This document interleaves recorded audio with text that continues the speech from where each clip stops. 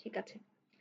So আমরা যেটা দেখলাম সেটা হচ্ছে আমাদের আজকের যেটা চ্যাপ্টার সেটা হচ্ছে lighting or illumination or reflection model. তো লাস্ট যেটা আমাদের চ্যাপ্টার ছিল সেটা হচ্ছে আমাদের কালার মডেল, ডিফারেন্ট টাইপের কালার কিভাবে আমরা এক কালার থেকে আরেক কালারে চেঞ্জ করছি, কনভার্ট করছি, এবং কোনটা কালার কিরকম, মেইন প্রাইমারি কালার, এবং ওগুলো কিভাবে কনভার্ট করছি, এগুলো মেইনলি দেখেছিলাম। এখন এই চ্যাপ্টারে আমরা দেখব যে আমরা প্রত্যেকটা পিক্সেলকে যখন কালার করছি সেগুলো অ্যাকচুয়ালি কিভাবে করছি। তো প্রত্যেকটা পিক্সেলকে লাইক আমি বলছি যে এই ক্যাটেগরিটাকে আমি হচ্ছে কালার করব, তাহলে এখানকার প্রত্যেকটা পিক্সেলকে যদি আমি অরেঞ্জ কালার করে দেই তাহলে কিন্তু এটা এইরকম একটা শেপ হয়ে গেল। তাহলে এটা কিন্তু আমাদের একটা প্লেন 2D একটা, যদিও আমি একটা 3D ধরেন এঁকেছিলাম একটা কেটেল, বাট এটাকে যখন প্রত্যেকটা পিক্সেলকে আমি সেম কালার করে দিচ্ছি, কোনো ভ্যারিয়েশন নেই, তখন কিন্তু এরকম 2D একটা শেপ আমাদের চলে আসছে শুধু পিক্সেলগুলোকে কালার করে দিলে। বাট আমরা তো আসলে এরকম চাইনি। আমরা যেতে মানে বুঝতে চেয়েছি যে আমরা একটা যখন কেটেল দেখবো রিয়েলিস্টিক লাগে, 3D যাতে আমরা বুঝতে পারি। তার মানে আমরা বুঝতে পারছি শুধুমাত্র পিক্সেলকে কালার করলেই আমাদের চলবে না, এর সাথে সাথে আমাদের যেটা দরকার সেটা হচ্ছে লাইটিং। কারণ একটা মনে করেন কেটেল যখন আমি দেখছি কোন দিক থেকে তাকাচ্ছি, এর মনে করেন এর উপরে শ্যাডো পড়ছে কিনা, টেক্সচার, এবং আরো অনেক কিছু আসলে এখানে মাথায় রাখতে হয়। সো এই ইমেজটা দেখেন, এটা pixel colours with lighting. So lighting যখন আমাদের এটার উপর পড়ে তখন অ্যাকচুয়ালি এটাকে এরকম লাগে। আর আমরা শুধুমাত্র যদি পিক্সেল কালার করে দিই, প্রত্যেকটা পিক্সেলকে যদি সেম কালার করে দিই, তখন জিনিসটা কিন্তু এরকম জাস্ট 2D একটা, মানে যে বুঝতে পারছি যে একটা কেটেল আছে হয়তো, বা প্রত্যেকটার কোনো ভেতরে কোনো মানে 3D কোনো কিছু আমরা বুঝতে পারছি না, কোনো শেপই অ্যাকচুয়ালি বুঝতে পারছি না, জাস্ট আউটলাইনটা এখানে বুঝতে পারছি আর অরেঞ্জ একটা কালার। তো আমাদের এই জন্য মানে আমরা মনে করেন একটা কালার করব, কালারের সাথে সাথে প্রত্যেকটা পিক্সেলকে যে আমি একই কালার করব সেরকম না, অরেঞ্জ করতে বলেছে, বাট দেখেন এখানেও কিন্তু অরেঞ্জের প্রত্যেকটা পার্টে অরেঞ্জের বিভিন্ন বিভিন্ন শেড আছে। তো কোথায় কোন কালারটা দিব রিয়েলিস্টিক লাগার জন্য, সেটা কিন্তু কালারের সাথে সাথে আমার লাইটিং কিভাবে করছে সেটাও কিন্তু আমাদের ইম্পর্টেন্ট। সো আমাদের যেখানে এটা বলা হচ্ছে যে লাইটিং অথবা ইলুমিনেশন কাকে বলা হয়, লাইটিং অথবা ইলুমিনেশন বলতে যেটা বলা হচ্ছে the transport of energy from light sources to surface and points. তার মানে লাইট এনার্জি যে আমাদের কোনো একটা সারফেসে বা কোনো একটা পয়েন্টে পড়ছে, তারপর তো আমাদের চোখে পড়ছে, তখনই অ্যাকচুয়ালি জিনিসটা দেখতে পাই। কিরকম, আমরা যদি এখানে তাকাই, মনে করেন আমাদের হচ্ছে এটা একটা ঘর আছে, ঘরের মধ্যে এটা একটা ধরেন বল, এটা একটা অবজেক্ট, এটা হচ্ছে আরেকটা অবজেক্ট, আমাদের একটা টিউব লাইট আছে। সো টিউব লাইট থেকে লাইট এটার উপরে পড়লো এবং এখান থেকে রিফ্লেক্ট করে এখানে চোখে পড়লো, তখনই তো এই আসলে এই অবজেক্টটাকে দেখতে পাবে। আমরা তো নর্মালি এইভাবেই দেখি যে কোনো লাইট আমার অবজেক্টটাতে পড়ছে, তারপর ওখান থেকে যখন আমাদের চোখে পড়ে তখনই অ্যাকচুয়ালি আমরা অবজেক্টটাকে দেখতে পাই। সো এইভাবে অ্যাকচুয়ালি আমরা চোখে দেখছি, এই যে ট্রান্সপোর্টেশন বা লাইটিং, এটাই হচ্ছে আমাদের ইলুমিনেশন বলা হয়। যে কোনো অবজেক্টের মধ্যে আমাদের ওটা লাইটটা পড়বে এবং চোখের মধ্যে ওখান থেকে রিফ্লেক্ট হয়ে আমাদের চোখে যাবে, সেটাই হচ্ছে আমাদের ইলুমিনেশন। এটাকে প্রথমে দুই ভাগে ভাগ করা যায়, একটা হচ্ছে local and global. Local illumination বলতে আমাদের লোকাল লাইট সোর্স থেকে আমাদের অবজেক্টের মধ্যে যখন পড়ে এবং ওই লাইটটা যখন আমাদের মধ্যে রিফ্লেক্ট করে চোখে আসে, তখন ওগুলোকে আসলে আমরা বলছি লোকাল ইলুমিনেশন। এবং গ্লোবাল ইলুমিনেশন যেটাকে বলা হচ্ছে সেটা হচ্ছে আমাদের গ্লোবাল এনভায়রনমেন্টের মধ্যে direct light and indirect light both সবগুলোকে কম্বাইন করে যেটা আমরা আসলে দেখতে পাই সেটাই হচ্ছে গ্লোবাল ইলুমিনেশন। গ্লোবাল ইলুমিনেশনের মধ্যে শুধুমাত্র মনে করেন ডিরেক্ট লাইট যেটা পড়ছে সেটা না, আরো মনে করেন অন্য জায়গা থেকে মনে করেন এই অবজেক্টের মধ্যে অন্য কোনো লাইট আসছে, এখান থেকে কিছু লাইট মনে করে অ্যাবজর্ব হয়ে যাচ্ছে, তো সব কিছু মিলে আসলে আমাদের গ্লোবাল লাইট আসলে বলা হয়। কিভাবে হচ্ছে এবং বাকিগুলো আমরা একটু পরে দেখব। সো লাইটিং অ্যান্ড ইলুমিনেশন মডেলের মধ্যে আসলে আমরা কি বের করতে চাচ্ছি, express the factor determining surface colour or illumination intensity. তো এই যে আমি একটা লাইট আমার এই পয়েন্টে পড়লো, এখান থেকে যে রিফ্লেক্ট হয়ে চোখের আমাদের যাচ্ছে, এখানে কতটুকু লাইট রিফ্লেক্ট হচ্ছে, এই ইন্টেন্সিটিটা কত, এটা আমরা কিভাবে ক্যালকুলেট করব? আমরা এই লাইটিং বা ইলুমিনেশন মডেলের মাধ্যমে ম্যাথমেটিক্যালি দেখব যে কতটুকু লাইট বা কত ইন্টেন্সিটির লাইট চোখে যাচ্ছে, এবং আমরা এটাকে এভাবে দেখছি। তো আমাদের রিফ্লেকশন বা ইলুমিনেশন মডেলের কাজ হচ্ছে এটা। এখন আমরা যেটা দেখি এটার আগে, সেটা হচ্ছে direct light and indirect light. দুইভাবেই আসলে আমাদের একটা অবজেক্ট থেকে মানে লাইট আসে। তো এটাতে দেখি এখানে কি হচ্ছে, দেখেন এই ঘরটার মধ্যে দুটো অবজেক্ট আছে। একটা হচ্ছে মনে করেন এই বলটা আছে, আর একটা মনে করেন এই যে কিউব যেটা সেটা ধরেন আছে, এই বক্সটা আছে। তো আমাদের চোখে মনে করেন আমি এটাকে কিভাবে দেখব? একটা লাইট সোর্স থেকে ডিরেক্ট এখানে একটা লাইট আসলো, লাইট পড়লো, এবং এখান থেকেই লাইটটা রিফ্লেক্ট হয়ে চোখে গেল, তখন একটা আমি দেখছি। এটাই হচ্ছে আমাদের ডিরেক্ট লাইট। কিরকম? ডিরেক্ট লাইট সোর্স থেকে আমার অবজেক্টের মধ্যে পড়ছে লাইটটা, এবং রিফ্লেক্ট হয়ে আমাদের চোখে যাচ্ছে, তখন আমি এটাকে দেখতে পাচ্ছি। এবং শুধুমাত্র যে একটাই লাইট সোর্স এইটুকুই যে আমরা দেখছি সেটা কিন্তু না। দেখেন আমাদের মনে করেন লাইট সোর্স যেহেতু এটা আছে, এখান থেকে মনে করেন এখানেও লাইট যাবে, এই বক্সের উপরও লাইটটা যাচ্ছে। তারপর মনে করেন এখান থেকে বক্সের উপর লাইটটা এসে, এই লাইটটা এখানে এসে দেখেন এখান থেকে এই জায়গাতে এই বলের উপর রিফ্লেক্ট করলো, এবং বল থেকে আবার রিফ্লেক্ট হয়ে আমাদের চোখে আসলো। সো এই যে এই লাইটটা, দেখেন এই লাইটটা এসেছিল কোথা থেকে? ডিরেক্টলি সোর্স থেকে আমার অবজেক্টের মধ্যে পড়েছে, এবং এই লাইটটা যখন আমার বলের মধ্যে কখন আসলো? ডিরেক্ট সোর্স থেকে কিন্তু আসেনি, অন্য একটা অবজেক্ট থেকে রিফ্লেক্ট হয়ে আমার এই যে বলের মধ্যে এসেছে, এবং এটা আমার রিফ্লেক্ট হয়ে আমাদের চোখে আসলো। তো এই জিনিসটাকে আসলে বলা হচ্ছে ডিরেক্ট লাইট, অ্যান্ড এটাকে বলা হচ্ছে ইনডিরেক্ট লাইট। এটা নিয়ে কি কারো কোনো কনফিউশন আছে? Direct and indirect.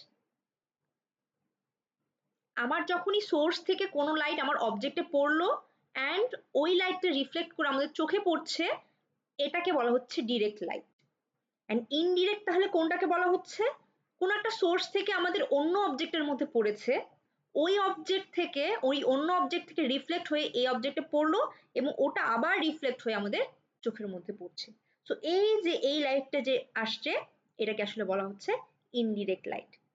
তো আমাদের যখন আমরা চোখে দেখি ডিরেক্ট ইনডিরেক্ট বোথ দুই টাইপেরই হচ্ছে রিফ্লেকশন আমাদের, মানে লাইট আমাদের চোখে এসে আসলে পড়ে। তখন আমরা অবজেক্টটাকে বিভিন্ন অ্যাঙ্গেল থেকে এবং ওই রকম বিভিন্ন ধরনের লাইট একসাথে মার্চ করি মেইনলি আমরা চোখে দেখি। ঠিক আছে? এটা নিয়ে কি কারো কোনো কনফিউশন? Direct versus indirect? না ma'am. No ma'am. No miss. এই যে এখানে আপনি দেখতে পারেন যে ভিউ পয়েন্ট আসলে বলতে বোঝাচ্ছে চোখটাই আমাদের, এটা হচ্ছে লাইট সোর্স। তাহলে কিভাবে পড়ছে? লাইট সোর্স থেকে ডিরেক্ট লাইট অবজেক্টের মধ্যে পড়ছে, অ্যান্ড অবজেক্ট থেকে আমাদের চোখে পড়ছে, আমি হচ্ছে এই অবজেক্টটাকে দেখতে পেলাম। আবার কি হচ্ছে, মনে করেন এখানে আলাদা অন্য একটা অবজেক্ট আছে, লাইট সোর্স থেকে লাইট অন্য একটা অবজেক্টে পড়ছে, ওখান থেকে রিফ্লেক্ট হয়ে ইনডিরেক্ট ইলুমিনেশন এখানে হচ্ছে, দেন ওই লাইটটা আমাদের চোখের মধ্যে পড়ছে, তখন আমরা এটাকে দেখতে পাচ্ছি। সো এইরকম সবগুলোই এটাকে বলা হচ্ছে ডিরেক্ট, আর এটাকে বলা হচ্ছে ইনডিরেক্ট লাইট। আচ্ছা, কম্পাউন্ড অফ ইলুমিনেশন। কি কি কম্পাউন্ড ইলুমিনেশনের? মেইনলি হচ্ছে দুটো কম্পাউন্ড, একটা হচ্ছে লাইট সোর্স, আর এটা হচ্ছে সারফেস প্রপার্টিস। তো লাইট সোর্স কত দূরে থাকছে, কিরকম, সেগুলোর উপর ডিপেন্ড করছে। আর সারফেসটা কিরকম, আমার যেই অবজেক্টের উপর পড়ছে সেটা কিরকম, সেটার মনে করেন ম্যাটেরিয়াল কিরকম, টেক্সচার কিরকম, এটার উপর আসলে ডিপেন্ড করছে এই ইলুমিনেশনটা কেমন হবে। সো এটা হচ্ছে দুইটা কম্পোনেন্ট। তারপর বলা হচ্ছে light source describe by luminance অথবা ইন্টেন্সিটি। সো এটাকে ইন্টেন্সিটি দিয়ে বোঝানো হয়। So each colour is describe separately. মনে করেন ইন্টেন্সিটি আই বলতে আসলে কি বোঝাচ্ছে, যে রেড এর ইন্টেন্সিটি কত, গ্রিন এর ইন্টেন্সিটি কত, ব্লু এর ইন্টেন্সিটি কত। এটা আমরা এর আগে কিন্তু দেখেছিলাম, রেড গ্রিন ব্লু। প্রত্যেকটা কালার কম্পোনেন্টের আলাদা আলাদা ইন্টেন্সিটি কিন্তু আমাকে বের করতে হবে। তো এটা গেল হচ্ছে কালার কম্পোনেন্ট, মানে ইলুমিনেশন কম্পোনেন্ট। আর একটা হচ্ছে আমাকে এখানে বলা হচ্ছে যে প্রত্যেকটাকে আমাকে ইন্টেন্সিটি আইটা যেটা লাইট সোর্সের সেটা অ্যাকচুয়ালি বের করতে হবে, and each colour is describe separately. এখন আমি যে বলছি আমার চোখে এখানে লাইট আসছে, এই লাইটটাকে মেইনলি তিন ভাগে ভাগ করা যাবে লাইট সোর্স গুলোকে। কিরকম? একটা হচ্ছে অ্যাম্বিয়েন্ট লাইট, একটা হচ্ছে ডিফিউজ লাইট, আর একটা হচ্ছে স্পটলাইট অথবা স্পেকুলার লাইট। তিন রকম, অ্যাম্বিয়েন্ট, ডিফিউজ, আর এটা হচ্ছে স্পটলাইট অথবা স্পেকুলার লাইট। আমরা এগুলো আস্তে আস্তে দেখবো যে কোনটাকে কি বলা হয়। ওকে, এর পরেরটাতে যাই। অ্যান্ড এই যে এখানে আমরা দেখলাম যে কম্পোনেন্ট দুই রকম, সোর্স তো আমরা বললাম যে তিন রকমের আছে। এই যে লাইট সোর্স আর সারফেস দুটো জিনিস আছে বললাম যে ইলুমিনেশনের প্রপার্টি, এবং লাইট সোর্সকে তিন ভাগে ভাগ করা যায়, মানে তিন রকমের লাইট সোর্স হতে পারে, অ্যাম্বিয়েন্ট, ডিফিউজ অ্যান্ড স্পেকুলার। আর এই যে সারফেস প্রপার্টির আমি একটা কথা বললাম যে কোন সারফেসের মধ্যে পড়ছে এটাও আসলে ম্যাটার করে। তো সারফেস প্রপার্টিরও আসলে টাইপ আছে। কিরকম? একটা হচ্ছে স্পেকুলার সারফেস। স্পেকুলার সারফেস কিরকম? এই যে এটা স্পেকুলার সারফেস হচ্ছে, এক্সাম্পল হচ্ছে ideal mirror. So specular surface কোনগুলো? আমাদের মনে করেন কোনো একটা সারফেসে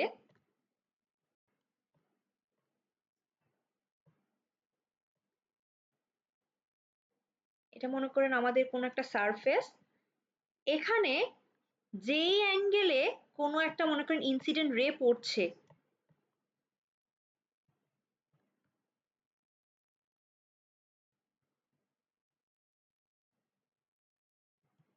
সো যেই অ্যাঙ্গেলে কোনো একটা ইনসিডেন্ট রে পড়ছে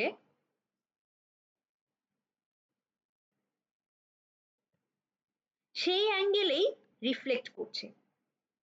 তার মানে আমাদের এই অ্যাঙ্গেল আর এই অ্যাঙ্গেল এই দুটো হচ্ছে সেম। এটা মনে করেন ইনসিডেন্ট অ্যাঙ্গেল, এটা হচ্ছে রিফ্লেকশন অ্যাঙ্গেল। সো এই incident angle and reflection angle এই দুটো হচ্ছে সেম। কোনগুলোর ক্ষেত্রে হবে?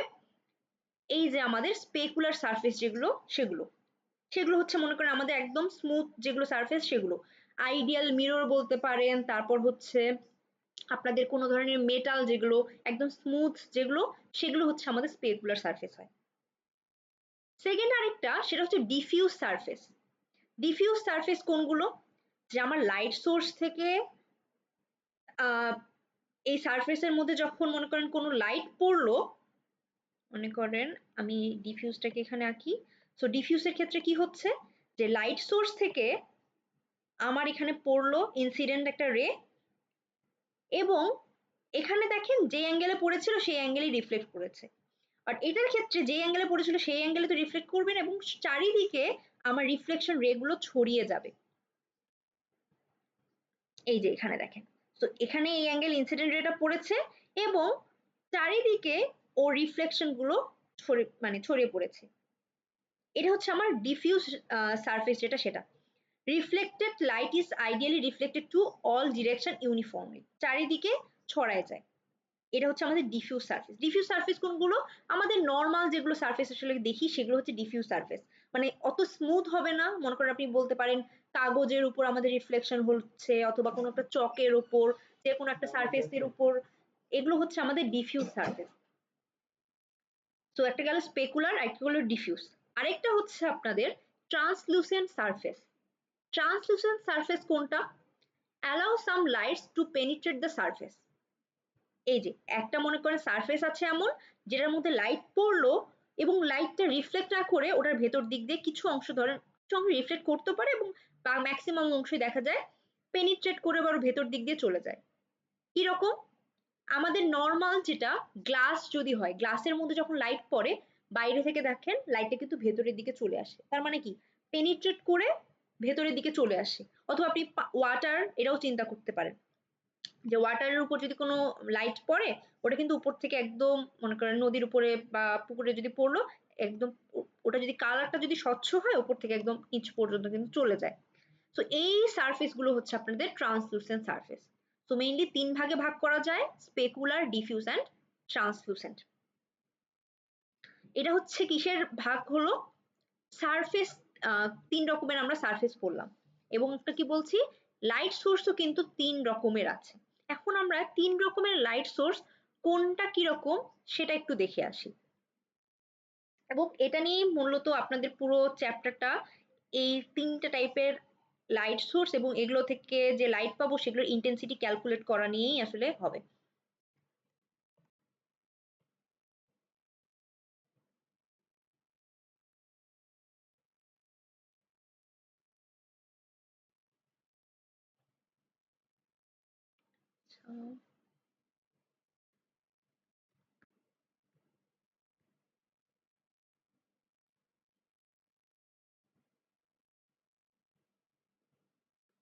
একটু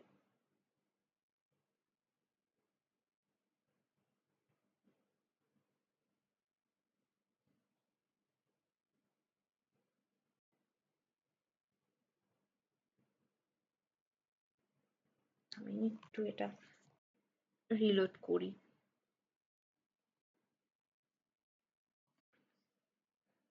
আচ্ছা, সো আমরা মনে করেন কোনো একটা অবজেক্ট যখন দেখছি সেটার মধ্যে 3 রকমের লাইট হতে পারে এবং 3 রকমের লাইটই অ্যাকচুয়ালি আমরা ক্যালকুলেট করব। তো ফর্মস রিফ্লেকশন মডেল বলতে যেটা বোঝায় যে কোনো একটা অবজেক্ট যখন আমরা দেখি বা দেখব, ওটার মধ্যে এই মডেল অনুযায়ী 3 ধরনের যেটা লাইটের টাইপ দেখলাম সবগুলোকে মার্জ করে যে কালারটা পাবো বা লাইট পাবো সেই ইন্টেন্সিটিটাই অ্যাকচুয়ালি আমরা টোটালি দেখব। কি কি? Ambient, diffuse and specular.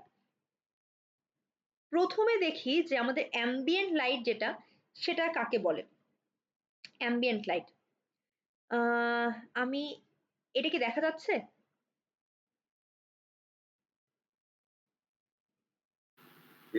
আচ্ছা, তো আপনি এটা চিন্তা করতে পারেন, মনে করেন একটা যে কোনো একটা অবজেক্ট আছে, অবজেক্টের উপরে আমি কোনো কালার দেইনি, মানে কোনো লাইট দেইনি, জাস্ট মনে করেন আপনাদের ঘরে একটা জাস্ট অবজেক্ট পড়ে আছে অন্ধকারে, আপনি জাস্ট দেখছেন, মনে করেন আহ একদম অন্ধকার কোনো কিছু একটা ওখানে আছে, আপনি পুরোপুরি মনে করেন শেপটা এখানকার কোনো কিছু বুঝতে পারছেন না, পিছনে ব্যাকগ্রাউন্ড আছে বলে আপনি মনে করেন কোন শেপে সেটা বুঝতে পারছেন, বাট এখানে আমি কোনো লাইট দেইনি। এখন এটার মধ্যে যদি আমি অ্যাম্বিয়েন্ট লাইট দেই তাহলে কি হবে দেখেন। আপনারা কি কোনো চেঞ্জেস বুঝতে পারছেন? ম্যাম যখন চেঞ্জ করতেছেন তখন একটু চেঞ্জ দেখা গেছিল, যেমন হলো কি হ্যাঁ ডার্ক দেখেন, হইতেছে। একদম ব্ল্যাক ছিল, তারপর আস্তে আস্তে একটু ব্রাউনিশ টাইপের হয়েছে। তো এই অ্যাম্বিয়েন্ট লাইট যেটা, সেটা মেইনলি আমাদের ব্যাকগ্রাউন্ড লাইট, ঠিক আছে? অ্যাম্বিয়েন্ট লাইট কোনো পার্টিকুলার লাইট সোর্স থেকে আসে না, যে পার্টিকুলার ধরেন একটা আমাদের টিউব লাইট জ্বালিয়েছি সেখান থেকে ডিরেক্টলি আমাদের অবজেক্টের মধ্যে পড়ছে, এই রকম না, কোনো ডিরেক্ট লাইট সোর্স থেকে আসে না। কিরকম করে আসে? এটা মনে করেন আমাদের অন্য কোনো ধরনের অবজেক্ট থেকে রিফ্লেক্ট হয়ে আসে, বাইরে থেকে কোনো লাইট চলে আসে, ধরেন আমরা কোনো একটা স্টেজে মনে করেন বা একটা সিন সাজাচ্ছি, সো ব্যাকগ্রাউন্ডে একটা লাইট থাকে যেটা থেকে কোনো সোর্স থেকে ডিরেক্টলি আসে না, বাট একটা দেখানোর চেষ্টা করি ব্যাকগ্রাউন্ডে কোনো একটা লাইট থাকে, এটাই হচ্ছে আপনাদের ambient light. So ambient light কি? অ্যাম্বিয়েন্ট লাইট হচ্ছে আপনাদের ব্যাকগ্রাউন্ডের যেটা লাইট সেটা, সেটাকে আপনারা কিরকম ভাবে চিন্তা করতে পারেন, মনে করেন আকাশ যখন মনে করেন মেঘলা থাকে, মনে করেন আপনাদের ঘরে কোনো লাইটও জ্বালাননি, তো বাইরে কি হয়েছে, মনে করেন আকাশটা মেঘলা আছে, ঘরে লাইট জ্বালানো হয়নি, ধরেন বিকালের দিকে, তো তখনও কিন্তু লাইট যেটা বাইরে থেকে রিফ্লেক্ট করছে, মনে করেন মেঘলা আকাশে কি ডিরেক্ট সূর্যের আলো তো আপনাদের পড়ছে না, তো তখন কি হয় পুরো ঘরের মধ্যে হালকা ধরনের একটা লাইট চলে আসে, সো ডিরেক্টলি কিন্তু কোনো অবজেক্টের উপর পড়েনি বা ওটা ওখান থেকে কিন্তু আসেনি। সো এই লাইটটা পুরো ঘরে সবগুলো অবজেক্টের উপর আপনি বলতে পারেন কনস্ট্যান্ট একটা লাইট চলে এসেছে এবং এটা কোনো ডিরেক্ট লাইট সোর্স থেকে আসেনি। অথবা আপনি চিন্তা করতে পারেন আহ কোনো ধরেন একদম রাতের বেলা আপনাদের ধরেন কোনো লাইট জ্বালাননি, কিন্তু তারপরেও আপনি কিন্তু বুঝতে পারবেন ধরেন বাইরে কোনো লাইট জ্বালানো আছে বা দূরে কোথাও আছে বা একদম রাতের বেলা, তো কোনো একটা অবজেক্ট আপনার ধরেন রাখা আছে, আপনি অবজেক্টের ডিটেইল বুঝতে পারবেন না, বাট বুঝতে পারছেন যে হ্যাঁ ওখানে একটা অবজেক্ট আছে, অবজেক্টটার শেপ আপনি এতটুকু বুঝতে পারছেন। সো এই যে একটা লাইট, এটাই কিন্তু আমাদের অ্যাম্বিয়েন্ট লাইট, যে ব্যাকগ্রাউন্ড লাইট যেটা সেটা, এটা কিন্তু কোনো ডিরেক্ট সোর্স থেকে আসে না এবং এটা ইন্টেন্সিটি কিন্তু ওরকম হাইও হয় না, তো আমরা এটা একটা কনস্ট্যান্ট টার্ম হিসেবে ধরতে পারি বা কনস্ট্যান্ট অ্যামাউন্ট প্রত্যেকটা অবজেক্টের জন্য এটা একটা সেম। তাহলে আমি এখান থেকে কি বললাম, অ্যাম্বিয়েন্ট লাইট হচ্ছে এটাকে আমরা বলতে পারি একটা ব্যাকগ্রাউন্ড লাইট, এটা কোনো ডিরেক্ট লাইট সোর্স থেকে আসে না এবং এই লাইটটা আমরা মনে করেন কোনো একটা ঘরের জন্য যদি চিন্তা করি বা কোনো একটা এনভায়রনমেন্টের জন্য যদি চিন্তা করি, ওখানে আমাদের সবগুলোর জন্য এই অ্যাম্বিয়েন্ট লাইটটা সেম থাকে। যে সবগুলো অবজেক্টের উপর সেম একটা লাইট পড়েছে। এইরকমই এই যে এখানে যেটা আমি বললাম, প্রথমে আমাদের কোনো লাইট ছিল না, বাট যখন অ্যাম্বিয়েন্ট লাইট মনে করেন ভ্যালুটা আমি এখানে বাড়াই দিলাম, এখানে আমাদের একটা হালকা ব্যাকগ্রাউন্ডের লাইট চলে আসলো বলে আমরা বুঝতে পারছি ধরেন এটার একটা শেপ আছে, এটা হচ্ছে এই কালারের দেখা যাচ্ছে। এটাই হচ্ছে আমার অ্যাম্বিয়েন্ট লাইট। তারপরে যেটা আসে, আমি এগুলোকে হালকা পাতলা একটু বলে যাই, তারপরে হচ্ছে ওগুলোর ক্যালকুলেশন এগুলো পরে দেখো। তো দেখেন এখানে দেখেন মনে করেন একটা অবজেক্ট ছিল, আমি জাস্ট বানিয়েছি, কোনো লাইট দেইনি, সেটাকে আমরা এইভাবে দেখছি। এখন এটার উপর যখন আমি অ্যাম্বিয়েন্ট লাইট দিলাম তখন কি হচ্ছে, এটার শেপ কি সেটা কিন্তু জাস্ট আপনি বুঝতে পারবেন যে ব্যাকগ্রাউন্ডের এবং প্রত্যেকটারই কালার এবং এখানে সেম। এখন ডিফিউজ লাইট বলতে আসলে কি বোঝায়? ডিফিউজ লাইট বলতে বোঝায় একটা ডিরেক্ট লাইট সোর্স আছে, ওই লাইট সোর্স থেকে আপনার অবজেক্টের উপরে কোনো একটা লাইট পড়লো, ওই যে আমরা যতটুকু যা দেখতে পাবো সেটাই হচ্ছে আমাদের ডিফিউজ লাইট। সো ডিফিউজ লাইটের জন্য আমাদের একটা ডিরেক্ট লাইট সোর্স থাকবে এবং এই লাইট সোর্স থেকে আমাদের অবজেক্টের উপর যখন পড়ছে সেই লাইটটা কিন্তু দেখতে পাচ্ছি। এখানেও দেখেন আমাদের ডিরেক্ট লাইট মনে করেন এই জায়গায় পড়েছে, পড়েছে বলে এই জায়গাটা কিন্তু আমরা বেশি উজ্জ্বল দেখতে পাচ্ছি। এবং এইগুলো দেখেন, এটা কিন্তু মনে করেন আপনাদের এই কেটলির পেছনের দিকে অথবা এই সাইডের দিকগুলো, এগুলো কিন্তু অতটাও কিন্তু মানে এইগুলোর মতো লাইট কালার না। তো এগুলো কিন্তু এখন একটু ডার্কার আছেই। কেন? কারণ আমার লাইটটা সোর্স এ পাশ থেকে এইদিকে পড়ছে এবং এটা হচ্ছে পেছনের দিকে আছে। তাহলে মনে করেন আপনি সামনে থেকে এটা দেখছেন, তাহলে এই কেটলিটার পেছনের দিকে কালার কি হবে? একদম ব্ল্যাক হবে?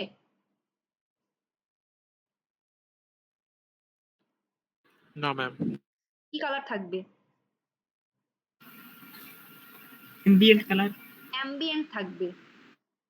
কারণ ডিফিউজ মনে করেন আমার এখানে পড়েছে, যেখানে ডিরেক্টলি যে জায়গায় পড়েছে সেখানে সবচেয়ে বেশি, এবং ওখান থেকে যত দূরে যাচ্ছি দেখেন ওই কালারটা কিন্তু তত মনে করেন কম, ওই লাইটটা কিন্তু তত কম পড়েছে। এবং এপাশ থেকে যখন একদম এই পাশে চলে গেলাম অথবা এই কেটলিটার পেছনের দিকে মনে করেন যদি আমি যাই দেখি, তখন দেখবো শুধুমাত্র আমরা অ্যাম্বিয়েন্ট কালারের জন্য যতটুকু দেখতে পাচ্ছি ততটুকু দেখতে পাবো। এটাই হচ্ছে আমাদের ডিফিউজ লাইট, যে আমাদের একটা ডিরেক্ট লাইট সোর্স থেকে একটা লাইট পড়ছে এবং যেখানে ডিরেক্টলি পড়ছে সেখানে সবচেয়ে বেশি দেখবো, এবং ওখান থেকে যত দূরে যাব আমরা কম ওই লাইটটা দেখতে পাচ্ছি, এবং একদম যদি পেছনে যাচ্ছি সেটা বললাম আমরা কোনো লাইট আর দেখতে পাবো না, বা আমরা শুধুমাত্র অ্যাম্বিয়েন্ট লাইটের পার্ট যেটা যতটুকু দেখা যায় অ্যাম্বিয়েন্ট লাইটের জন্য সেটা শুধুমাত্র দেখতে পাবো। সো অ্যাম্বিয়েন্ট গেল, এটা হচ্ছে ডিফিউজ। তো দুটোকে যদি মার্জ করি আমরা এইরকম টাইপের একটা অবজেক্ট দেখতে পাবো। এখন পর্যন্ত কিন্তু মনে করেন আমরা পুরোপুরি মনে করেন সবকিছু আমরা এভাবে দেখি না। এর সাথে সাথে আরেকটা জিনিস আমাদের লাগে, সেটা হচ্ছে স্পেকুলার লাইট। স্পেকুলার লাইট বলতে কি বোঝায়? এই যে দেখেন আমার যে কেটলিটা আমি এখানে মনে করেন রেখেছি, এটা তো মনে করেন বিভিন্ন ধরনের মানে ম্যাটেরিয়ালের হতে পারে। যে ধরেন এই কেটলিটা একটা মেটালের হতে পারে, অথবা প্লাস্টিকেরও ধরেন হতে পারে, কোনো ধরনের মাটির হতে পারে। তো একটা লাইট যখন এর মধ্যে পড়লো, যেই জায়গায় লাইট পড়ছে এটা যদি ফিনিশিংটা অনেক স্মুথ হয় তাহলে কি হবে দেখেন, পার্টিকুলার কোনো একটা জায়গায় একটু শাইননেস আমরা দেখতে পারবো। আমরা মেটালের মধ্যে যখন একটা লাইট পড়ে আমরা কি দেখি, যে ওখান থেকে একটু চিকচিক করছে, ওই চিকচিকটা বা ওই শাইননেসটা কি আমরা পুরোটা জায়গায় জুড়ে দেখি নাকি পার্টিকুলার কোনো একটা জায়গায় বেশি দেখি? যেই জায়গায় ডিরেক্টলি লাইটটা পড়ছে ওখানেই কিন্তু আমরা শাইননেসটা দেখতে পাবো, হাইলাইটেড পয়েন্ট যেগুলো আমরা বলতে পারি, সেখানে কিন্তু আমরা শাইননেস দেখতে পারি। এটা কিসের উপর ডিপেন্ড করে, যে আমাদের মনে করেন যেটা ম্যাটেরিয়াল সেটা স্মুথ কত, কোন মেটালের ম্যাটেরিয়ালটা কি, এগুলো সবকিছুর উপর আসলে ডিপেন্ড করে। তো একটা লাইট যখন এখানে পড়ছে এবং আমরা কোন দিক থেকে তাকাচ্ছি এটাও কিন্তু ইম্পর্টেন্ট স্পেকুলার লাইটের ক্ষেত্রে। যে আমি ধরেন এই পাশ থেকে তাকাচ্ছি তখন এই জায়গায় এই জিনিসটা চিকচিক করছে, বাট আমরা যখন অন্য দিক থেকে তাকাবো তখন কিন্তু ওটা ডিফারেন্ট দিকে ধরেন ওই শাইননেসটা দেখবো। ঠিক আছে? তো এই জিনিসটাই হচ্ছে আমাদের স্পেকুলার লাইট। আমরা যদি এখানে চলে যাই, দেখেন আমি শুধুমাত্র অ্যাম্বিয়েন্ট দিয়েছি, অ্যাম্বিয়েন্টের পর আমি মনে করেন ডিফিউজ লাইটটা দিলাম, এখানে বুঝতে পারছি দেখেন এটা হচ্ছে অ্যাম্বিয়েন্ট আর ডিফিউজ দুটো হচ্ছে মিক্সড করে এরকম। এখন এর সাথে আমি যদি স্পেকুলার লাইটটা যোগ করি দেখেন কি হয়, দেখেন যে কোনো জায়গায় আমরা যখন এটা ঘুরছে জায়গায় জায়গায় হচ্ছে আমরা শাইননেস দেখতে পাচ্ছি। এটাই হচ্ছে আমার স্পেকুলার রিফ্লেকশন। এই যে যেটা শাইননেস দেখছি এটা। তো আমরা কোনো একটা যখন অবজেক্ট দেখবো বা আঁকছি এখানে, আমাকে তিনটা মিলেই আমার ইন্টেন্সিটি যেটা সেটা বের করে দেখাতে হবে। অ্যাম্বিয়েন্টের যেটা ইন্টেন্সিটি প্লাস ডিফিউজ রিফ্লেকশনের যেটা ইন্টেন্সিটি যেটা প্লাস স্পেকুলারের যেটা ইন্টেন্সিটি প্লাস। তো তিনটাকে আমি যখন যোগ করব আমি যে ইন্টেন্সিটিটা পাবো সেটা অ্যাকচুয়ালি আমার চোখে অ্যাকচুয়ালি আমরা দেখতে পাবো। ঠিক আছে? তো এই জিনিসটা হচ্ছে আমাদের ফং রিফ্লেকশন মডেলে বলা হয়। যে ফং হচ্ছে উনি একজন রিসার্চার ছিলেন। উনি হচ্ছে এগুলো রিফ্লেকশন মডেল কিভাবে মানে রিফ্লেক্ট করছে এগুলো নিয়ে হচ্ছে উনার রিসার্চ ছিল। পরে ওই রিসার্চটাকে মানে উনার নাম দিয়েই বলা হয়েছে যে ফং রিফ্লেকশন মডেল, যেখানে mainly ambient light, diffuse light and specular লাইটকে মার্চ করে সবগুলো ইন্টেন্সিটিকে মার্চ করে যেটা রিফ্লেক্ট করছে সেটাকে অ্যাকচুয়ালি আমরা চোখে দেখি এবং ওই ইন্টেন্সিটিটাই অ্যাকচুয়ালি ক্যালকুলেট করার চেষ্টা করি।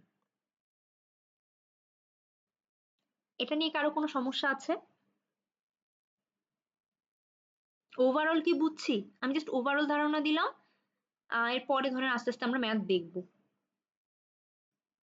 এটা নিয়ে কারো কোনো সমস্যা? অ্যাম্বিয়েন্ট, ডিফিউজ অথবা No, স্পেকুলার? ma'am.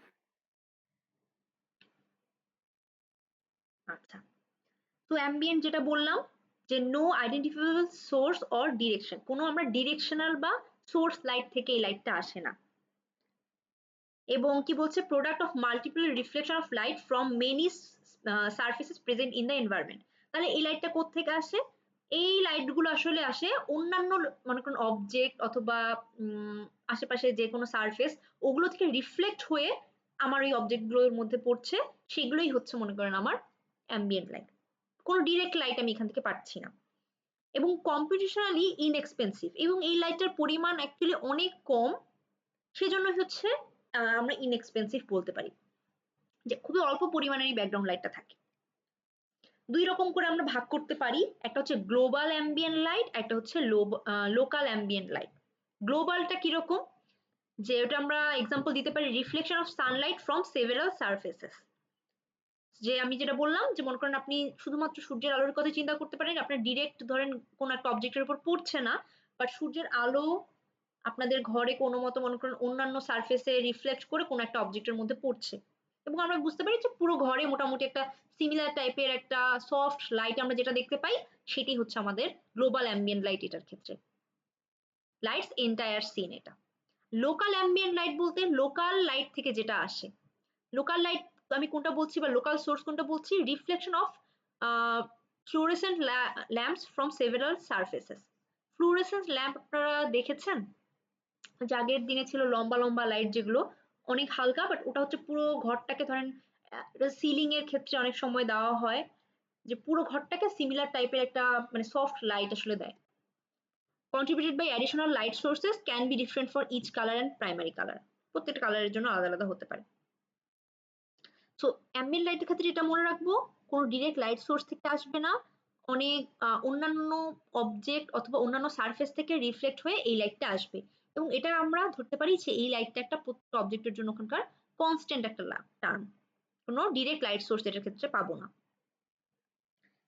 এখন আমরা তাহলে এটাকে ক্যালকুলেট করব কিভাবে?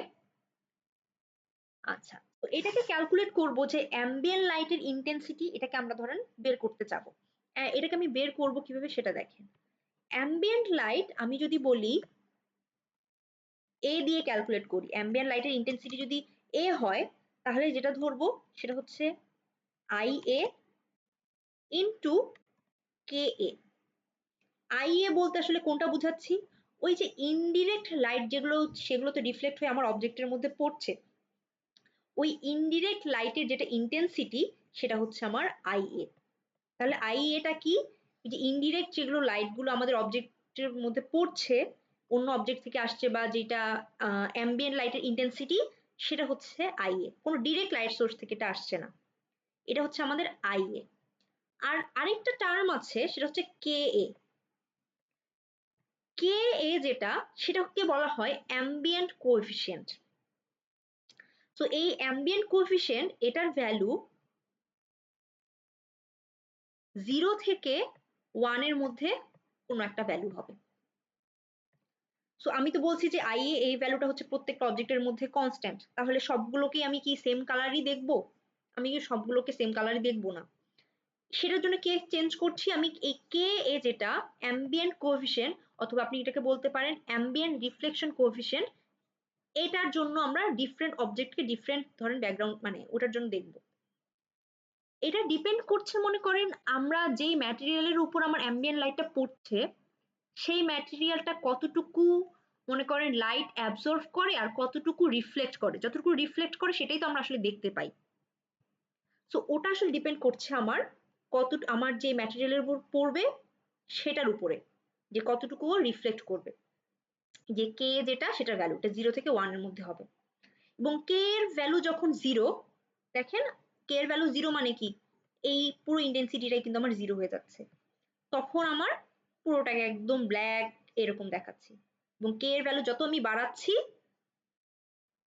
আমার অ্যাম্বিয়েন্ট লাইটের ইন্টেন্সিটি কিন্তু তত বাড়ছে। K is said to provide the right amount of ambient light for a scene। যে আমি ধরেন কম্পিউটার গ্রাফিক্সে মনে করেন আমি একটা পার্টিকুলার গেমের জন্য একটা সিনারিও বানাবো বা সিন বানাবো, ওখানে কোনো একটা অবজেক্ট রাখবো। সো ওটার মনে করেন দেখেন এখানে ব্যাকগ্রাউন্ড লাইট কিরকম হবে, দিনের সময় আমার আমার বেশি ব্যাকগ্রাউন্ড লাইটটা ব্রাইট রাখতে হবে, এবং মনে করেন রাতের জন্য আমার ব্যাকগ্রাউন্ড লাইটটা কিন্তু ডার্ক রাখতে হবে। এবং কতটুকু ডার্ক রাখবো সেটা কিন্তু আমি কে এ যেটা ভ্যালু সেটা দিয়ে আমি হচ্ছে মানে কন্ট্রোল করব। তাহলে আপনাকে যদি মনে করেন দেওয়া হয় এই যে আই এ যেটা অ্যাম্বিয়েন্ট লাইটের ইন্টেন্সিটি এটা দেওয়া থাকবে, কে এ যেটা সেটাও দেওয়া থাকবে। সো এই দুটো গুণ করে আমরা অ্যাম্বিয়েন্ট লাইটের যেটা ইন্টেন্সিটি মানে টোটাল রিফ্লেকশন, যেটা অ্যাম্বিয়েন্ট রিফ্লেকশন সেটা বের করতে পারবো। সো এ যেটা আমরা বলছি সেটা হচ্ছে অ্যাম্বিয়েন্ট রিফ্লেকশন ইন্টেন্সিটি, কতটুকু রিফ্লেক্ট করছে।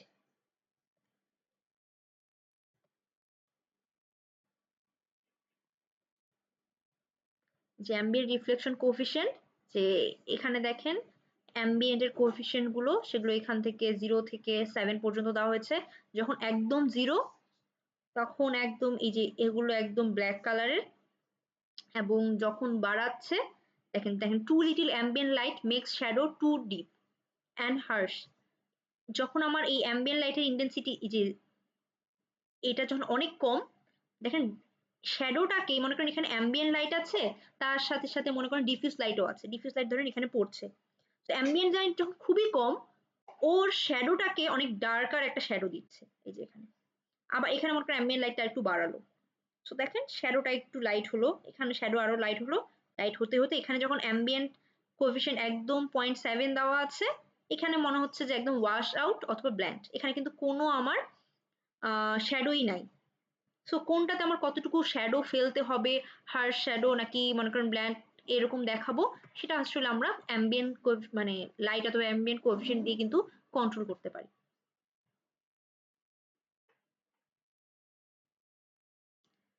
তো অ্যাম্বিয়েন্ট নিয়ে কারো কোনো সমস্যা?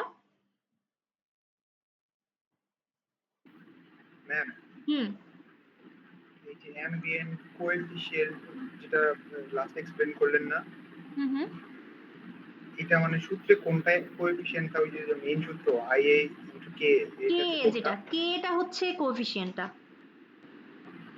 আচ্ছা ঠিক আছে। IA into k. আইএ হচ্ছে আপনার অ্যাম্বিয়েন্ট ইন্টেন্সিটি যেটা সেটা, এই যে IA is the intensity of the ambient light.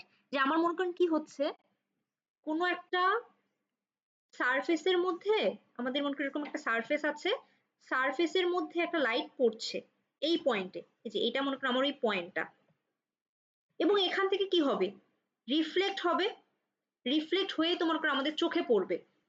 So এই রিফ্লেকশনটাই হচ্ছে আমরা বের করতে চাচ্ছি। এখানে মনে করেন এই রিফ্লেকশনের সময় এই পয়েন্টে ইন্টেন্সিটিটা কত রিফ্লেকশনের সময়।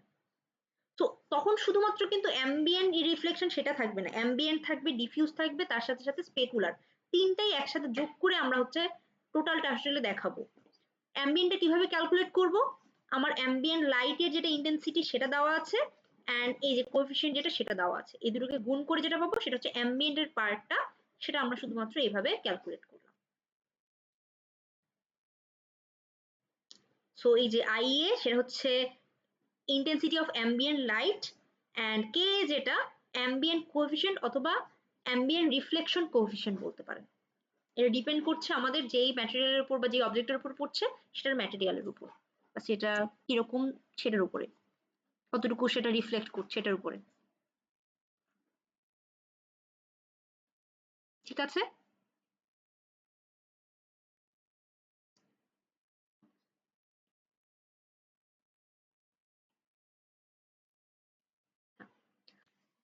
সো সেকেন্ড যেটা আমরা দেখি সেটা হচ্ছে ডিফিউজ রিফ্লেকশন। সো আমরা যেটা পড়লাম এতক্ষণে, আমাদের টোটাল ফর্ম মডেল কি ছিল?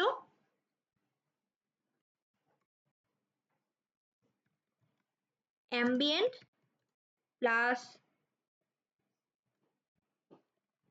ডিফিউজ প্লাস স্পেকুলার অথবা স্পটলাইট যেটাই বলেন না কেন, এই তিনটার ইন্টেন্সিটি যোগ করে যেটা পাবো সেটা হচ্ছে আমার টোটাল ইন্টেন্সিটি। সেটা তো আমরা অ্যাম্বিয়েন্টের যেটা পার্ট সেটা দেখলাম, এটা। এখন যেটা দেখবো সেটা মনে করেন ডিফিউজ। তো অ্যাম্বিয়েন্টের ক্ষেত্রে আমি আরেকবার যেটা বলে রাখি যে আমি এটা যদিও বা লাইট রে এর কথা বলেছি, ডিরেক্ট এটা মনে করেন লাইট সোর্স থেকে এসেছে। ঠিক আছে? তো সোর্স থেকে কিন্তু আমার অ্যাম্বিয়েন্ট লাইট আসে না, কোনো ডিরেক্ট লাইট সোর্স থেকে। এখান সোর্স থেকে আমার ডিফিউজ অ্যান্ড স্পেকুলারের জন্য আমার বিভিন্ন সোর্স থেকে আসবে। অ্যাম্বিয়েন্ট যেটা সেটা কিন্তু আমাদের পারিপার্শ্বিক যেটা ব্যাকগ্রাউন্ড লাইট সেটার জন্য। ওকে, আমি এখন ডিফিউজটাতে আসি। ডিফিউজের ক্ষেত্রে প্রথমে কোনটা লাইন বলেছে? Diffuse reflection result of irregular reflection of light. Irregular reflection বুঝি, রেগুলার ভার্সেস ইররেগুলার রিফ্লেকশন।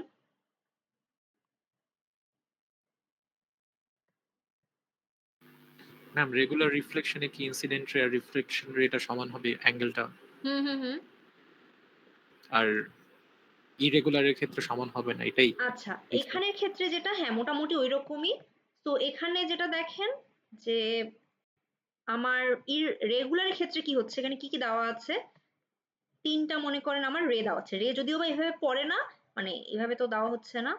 তো ধরেন আমার তিনটা ইনসিডেন্ট রে এখানে পড়লো, এটা এটা এটা।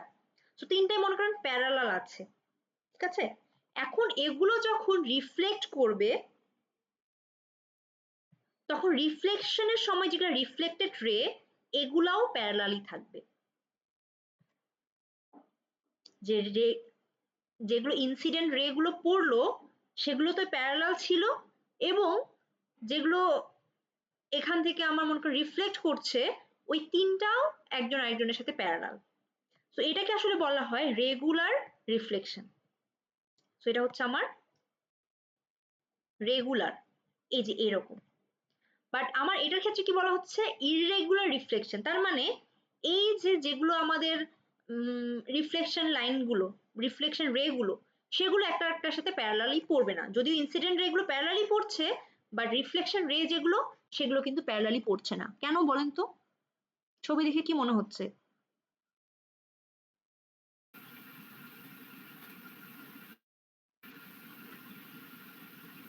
এই ছবিটা দেখে কি মনে হচ্ছে কেন আমার পড়ছে না? রিফ্লেকশন রে গুলো কেন প্যারালাল না? সারফেসটা সমান না তাই। সারফেসটা আমার সমান না, সেই জন্যই কিন্তু আমাদের এই যে দেখেন আমাদের নর্মালি যে কোনো সারফেস কিন্তু এইরকমই হয়। একদম স্মুথ বলতে মাইক্রোস্কোপিক স্মুথ আসলে হয় না। যদিও আমরা বলি যে ধরেন আয়না একদম স্মুথ, বাট অ্যাকচুয়ালি মাইক্রোস্কোপিক লেভেলে অত স্মুথও হয় না। আমরা ধরে নেই যে আইডিয়াল মিররকে ধরি যে একদম স্মুথ মনে করেন সারফেস, বাট এটা যেটা সারফেস সেটা কিন্তু স্মুথ না। সেজন্য দেখেন এই রিফ্লেক্টেড রে গুলো এক চারিদিকে ছড়ায় যাচ্ছে। Result of irregular reflection of light, light is scattered in all direction not are all visible. সবগুলো অ্যাকচুয়ালি দেখা যায় না, এক একটা এক এক দিকে চলে যায়। Does not depend on the position of view point. এটা এটা এখানের মধ্যে খুব ইম্পর্টেন্ট একটা লাইন, যে does not depend on the position of view point. এটা আমি একটু এখানে লিখে রাখলাম। এটা কিসের ক্ষেত্রে আমরা কথা বলছি? আমরা এটা কথা বলছি ডিফিউজ রিফ্লেকশনের ক্ষেত্রে। সো ডিফিউজ রিফ্লেকশন কি বলছি? Does not depend on the position of view point. আমি মনে করেন কোন একটা অবজেক্টকে কোন দিক থেকে তাকাচ্ছি এটা ডিফিউজ রিফ্লেকশনের উপর, মানে ডিফিউজ রিফ্লেকশন ওটার উপর ডিপেন্ড করে না।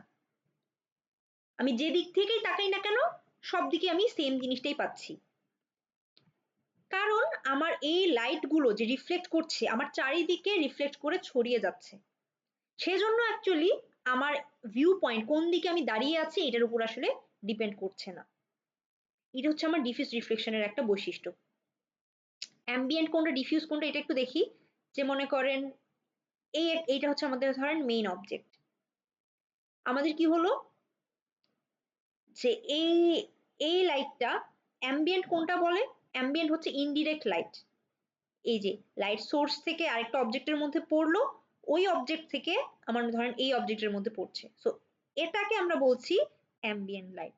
আর ডিফিউজ লাইট কোনটা, ডিফিউজ লাইটের অবশ্যই একটা সোর্স থাকে, সোর্স থেকে আমার কোন একটা অবজেক্টের মধ্যে পড়ছে, এটাই হচ্ছে ডিফিউজ লাইট। এবং আমরা কোন দিক থেকে তাকাচ্ছি এটা ম্যাটার করছে না, কারণ ডিফিউজ লাইটটা রিফ্লেকশন হওয়ার সময় চারিদিকে সব দিকেই আমার ছড়িয়ে যায় সমানভাবে। সেজন্য ডিফিউজ রিফ্লেকশনের ক্ষেত্রে আমার ভিউ পয়েন্ট কোন দিকে আছে এটা ম্যাটার করছে না। আইডিয়াল ডিফিউজ রিফ্লেকশন বলা হচ্ছে যে আপনার সারফেসটা এরকম আছে, এখান থেকে পড়ছে এবং সব দিকে একদম ইকুয়ালি ছড়িয়ে যাচ্ছে, এটাকে আমরা আইডিয়াল হিসেবে ধরতে পারি। An ideal surface is at the microscopy level a very rough surface, সব দিকে ছড়িয়ে যাচ্ছে, আমরা এরকম আসলে আইডিয়াল ধরা হয় যে একদম সমান সব দিকে সমানভাবে ছড়িয়ে যাচ্ছে। এটা আইডিয়াল বলতে আসলে আপনি ফিজিক্সে ধরে নেয়, বাট আইডিয়াল তো আইডিয়াল না। ইকুয়ালি ইন অল ডিরেকশন, সব দিকে যে ইকুয়ালি ছড়াবে এটা আসলে অ্যাজিউম করে নেওয়া হচ্ছে, বাট অ্যাকচুয়ালি তো একদম ইকুয়াল সমান পরিমাণে মানে যায় না, ধরেন সব দিকে গেল বাট কোনো দিকে একটু বেশি কোনো দিকে কম, মানে নর্মালি আসলে এরকমই যায়, বাট আমরা অ্যাজিউম করে নিচ্ছি যে সব দিকে ওর সমানভাবে ছড়িয়ে পড়বে।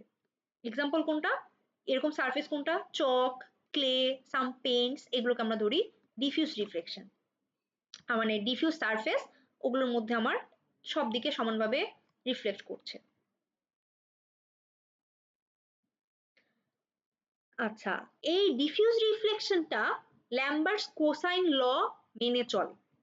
সো ল্যাম্বার্টস কোসাইন ল বলতে আসলে কি বোঝায়, আমরা এই ছবিটা থেকে একটু আসি, এটা একটু ইম্পর্টেন্ট, এটা একটু ভালো মতো দেখি।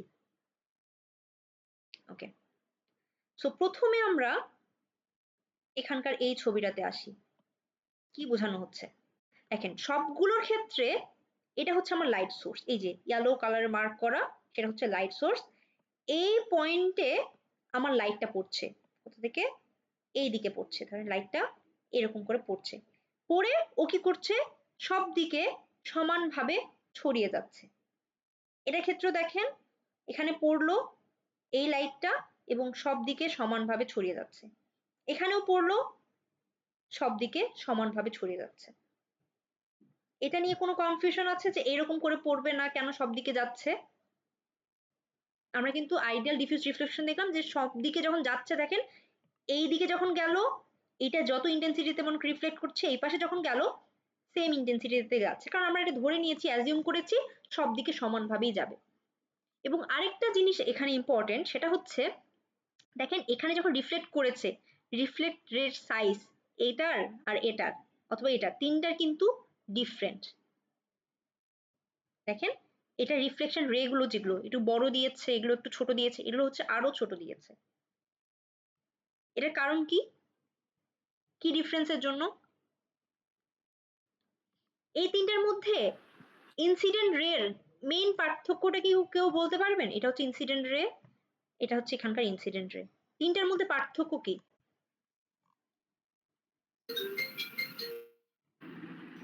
একটা ডিফারেন্ট অ্যাঙ্গেলে পড়তেছে। অ্যাঙ্গেলে পড়ছে, ইয়েস। তো এখানে তিনটার মেইন ডিফারেন্স হচ্ছে যে ইনসিডেন্ট রে গুলো ডিফারেন্ট অ্যাঙ্গেলে পড়ছে। কার সাথে আমরা এই অ্যাঙ্গেলটা চিন্তা করছি? নরমালের সাথে, নরমালের সাথে। তো আমার মনে করেন একটা সারফেস, এটা আমরা ধরি সারফেস নরমাল। সারফেস নরমাল মানে এই সারফেসের সাথে পারপেন্ডিকুলার একটা ভেক্টর, এটাই হচ্ছে সারফেস নরমাল। এটাকে হচ্ছে নরমাল বলছি, যে এই সারফেসের সাথে পারপেন্ডিকুলার একটা ভেক্টর। সো এখন এই লাইটটা কোন অ্যাঙ্গেলে পড়ছে এটাই হচ্ছে এখানকার তিনটার ক্ষেত্রে ডিফারেন্ট ডিফারেন্ট। এখন দেখেন আমার এই অ্যাঙ্গেলটা যত বড়, অ্যাঙ্গেল বলতে কি থিটা, তাই না? তো থিটাটা যত বড়, রিফ্লেকশনের ইন্টেন্সিটি, যে রিফ্লেক্ট যেগুলো মনে করেন করছে সবগুলোর এই যে ম্যাগনিটিউড আপনি বলতে পারেন, যে রিফ্লেক্ট যেগুলো করছে রিফ্লেক্টেড রে বা ওগুলোর ইন্টেন্সিটি অথবা ওগুলোর ম্যাগনিটিউড যত মনে করেন থিটা যত মনে করেন বাড়ছে, এই ইন্টেন্সিটি বা এই ম্যাগনিটিউড এটা কি কমছে না বাড়ছে? থিটা যত বাড়ছে কমছে। থিটা যত বেশি বাড়ছে, দেখেন এখানে একটু ছোট এই থিটাটা, এটা একটু বড়, এটা আরো বড়। তো থিটা যত বাড়ছে আমার এই ম্যাগনিটিউড বা এই লাইটটা, সো আমার এই যে থিটা যত বাড়ছে আমার এই লাইট যেটা সেটা কিন্তু তত কমছে। এই যে ম্যাগনিটিউড বা এই লাইটটা যেটা ইন্টেন্সিটি সেটা কিন্তু তত কমছে, তাই না? আচ্ছা, সো এটাকে আমার কি বলা হচ্ছে, কোন ল এর সাথে তুলনা করা হচ্ছে, কোন ল দিয়ে বলা হচ্ছে? ল্যাম্বার্টস কোসাইন ল। সো এই যে থিটাটাকে আমার কস থিটা দিয়ে মনে করেন চিন্তা করা হচ্ছে। আমরা তো কস থিটা দিয়ে দুটো ভেক্টরের ডিরেকশন মানে কোনটা কোন দিকে যাচ্ছে এটা দিয়ে আমরা কিন্তু বের করতেই পারি। দুটো ভেক্টর ধরেন একটা এ আছে, একটা বি আছে, এবং এটা হচ্ছে থিটা। সো এই যে এটা হচ্ছে অ্যাঙ্গেলটা মনে করেন থিটা। সো আপনি এখন বলেন যে আমরা যখন কোসাইনের ক্ষেত্রে চিন্তা করি কস থিটা, এটা তো গেল থিটা যখন বাড়ছে লাইটটা তত কমছে, তাহলে কস থিটার মান, থিটাকে আমরা যত বাড়াবো কস থিটার মান বাড়বে নাকি কমবে? কমবে। আমরা এখান থেকে একটু দেখে আসি কস থিটা ভ্যালু, এখানে একটু দেখি।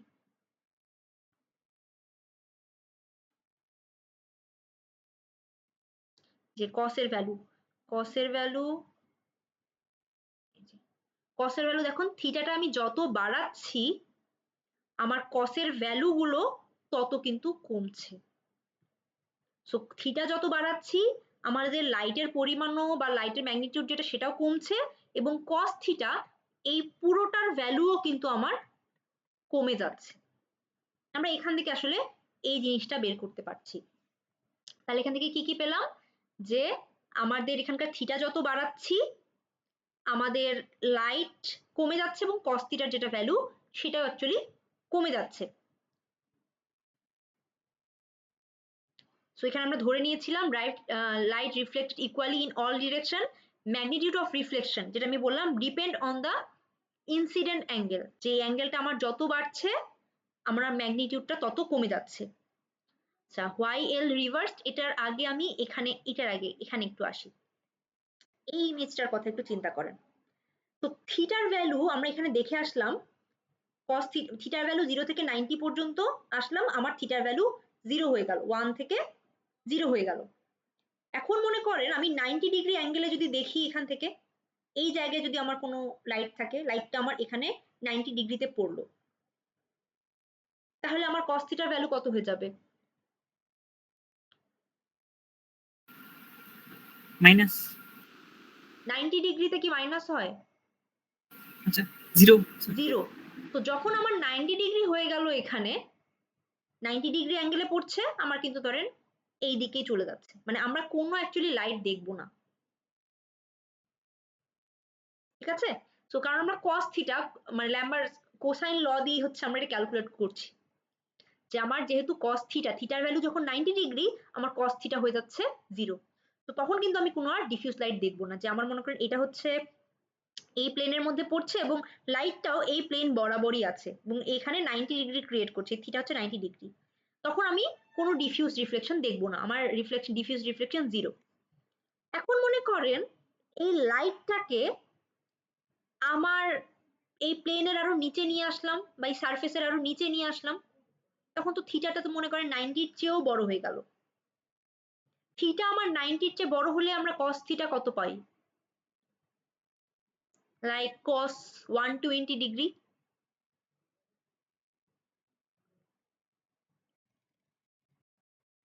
cos 120। তো cos 120 আমরা আসলে -1/2 পাই, তার মানে কি একটা নেগেটিভ ভ্যালু। সো আমার যেই পয়েন্ট এখানে পড়ছে এই পয়েন্টটা, আমরা এই পয়েন্টে ডিফিউজ রিফ্লেকশন বের করতে চাচ্ছিলাম। তো যখন আমার লাইটটা নিচ থেকে যাচ্ছে, সারফেসেরও নিচে আছে, তাহলে কি আমরা সারফেসের উপরে কোনো ওখানটা আমি ডিফিউজ রিফ্লেকশন পাবো? আমরা কিন্তু সারফেসের উপরে যে পয়েন্টটা সেখানে আমি ডিফিউজ রিফ্লেকশন বের করতে চাচ্ছি, বাট আমাদের লাইটটাই যখন নিচ থেকে গিয়েছে তখন তো আমি উপরে কোনো ডিফিউজ রিফ্লেকশন পাবোই না। তার মানে আমার এই থিটাটা, এই থিটার ভ্যালু যখন গ্রেটার দেন ইকুয়াল 90 ডিগ্রি হয়ে যাচ্ছে তখন আমরা আসলে কোনো ডিফিউজ রিফ্লেকশন দেখছি না। নেগেটিভ হয়ে গেলেও তো আমরা দেখবো না, তাই না? মনে করেন এটা তো সারফেসেরই নিচে আছে, এই দিকে আছে, তখনও কিন্তু আমরা কোনো ডিফিউজ রিফ্লেকশন দেখছি না, তখন আমার ডিফিউজ রিফ্লেকশন 0 হয়ে যাবে। মানে 0 করে নিব, কিরকম করে সেটা একটু দেখি। তাহলে আমার কিসের উপর ডিফিউজ রিফ্লেকশন ডিপেন্ড করছে এখানে? আমার সূত্রটা একটু দেখি। So diffuse reflection D equal কি হবে? আইপি। ওই যে আমাদের পয়েন্ট বা সোর্স লাইটের যেটা ইন্টেন্সিটি, আমার কিন্তু ডিফিউজ রিফ্লেকশনের ক্ষেত্রে একটা সোর্স লাইট থাকবে। এই যে আমি এখানে যেরকম মনে করেন এঁকেছিলাম এরকমই আমার একটা সোর্স লাইট থাকবে, এখানে একটা সোর্স লাইট আছে। আমার এই পয়েন্টে রিফ্লেকশন, ডিফিউজ ধরনের রিফ্লেকশন বের করতে বলা হচ্ছে। এখানে আমার নরমালটা আছে, এটা হচ্ছে আমার নরমাল, এটা হচ্ছে আমার পয়েন্ট, পি পয়েন্টে আমার ডিফিউজ রিফ্লেকশন বের করব। এখান থেকে ধরেন রিফ্লেক্ট হচ্ছে। ওকে, সো আমার তাহলে কিসের উপর ডিপেন্ড করছে? এই থিটাটা কতটুকু সেটা। তো প্রথমে যেটা আমরা গুণ করছি সেটা কি? আইপি। আইপি বলতে বোঝায় এই যে এখানে সোর্স, এখানে একটা লাইট আছে, একটা লাইট দেওয়া আছে, সোর্স লাইট। তো এই সোর্স লাইটের ইন্টেন্সিটি কত সেটা হচ্ছে ধরেন আইপি অথবা আইএস, যেটাই ধরেন না কেন। সো আইপি আসলে বলতে বোঝাচ্ছে এই সোর্স লাইটের ইন্টেন্সিটি কত। তারপরে আছে কেডি। কেডি হচ্ছে ডিফিউজ কোএফিশিয়েন্ট। আমার অ্যাম্বিয়েন্ট কোএফিশিয়েন্ট যেরকম আছে এরকম কেডি বলতে আসলে বোঝাই ডিফিউজ কোএফিশিয়েন্ট। এটার ভ্যালু আপনার 0 থেকে 1 এর মাঝামাঝি একটা কোনো ভ্যালু। এটা কিসের উপর ডিপেন্ড করছে? আমাদের যেই মনে করেন সারফেসে পড়ছে সেটার ম্যাটেরিয়াল কিরকম, সেটা কতটুকু রিফ্লেক্ট করবে ওটার উপর আসলে ডিপেন্ড করছে। আর ডিফিউজ রিফ্লেকশন কিসের উপর ডিপেন্ড করছে? এই কস থিটাটার উপরে, যে কোন অ্যাঙ্গেলে আমার এই ইনসিডেন্ট রেটা পড়ছে এটার উপর ডিপেন্ড করছে। ঠিক আছে, যে আমার আইপি এটার উপর ডিপেন্ড করছে। আইপি হচ্ছে ইন্টেন্সিটি লাইটের। তারপর আমি বলছি কেডি। কেডি বলতে আসলে বোঝাচ্ছে যে ডিফিউজ কোএফিশিয়েন্ট একটা আছে, সেটা যে কতটুকু ডিফিউজ রিফ্লেকশনও করবে। এটা হচ্ছে ওই যে সারফেস আছে সেটার ম্যাটেরিয়ালের উপর ডিপেন্ড করে, এবং কত ডিগ্রি অ্যাঙ্গেলে এই ইনসিডেন্ট মানে রেটা পড়েছে, তার মানে কস থিটা। আপনারা ইকুয়েশনে দেখেন এখানে কি দেওয়া আছে? Max of cos theta comma 0। এটা কেন দেওয়া আছে বলেন তো? নেগেটিভ হলে যাতে ওটা না নেই আমরা। তো নেগেটিভ হলে আমরা কি নিব? 0 0 নিয়ে নিব। তো আমাদের সূত্রটা এটা নিচ্ছি যে max of cos theta comma 0, যাতে মনে করেন থিটার ভ্যালু যদি মনে করেন 90 এর বেশি হয়ে যায়, বা 90 হোক বা 90 এর বেশি হয়ে যায়, আমরা এখান থেকে 0ই যাতে নিই। তো এটাই আসলে এখানকার মেইন সূত্র। এটা বুঝছি কেন এখানকার ম্যাক্স কস থিটা এরকম হলো। জি ম্যাম। আচ্ছা, এখন এটার ক্ষেত্রে আসি। আচ্ছা, তো এই যে এখানকার আমরা যে এটার ভ্যালুগুলো ভাইয়া ক্যালকুলেট করছি। তোরা কি কাজ করতেছিস এনে অপশন নিয়ে? রেদওয়ান মাইকটা অফ করো।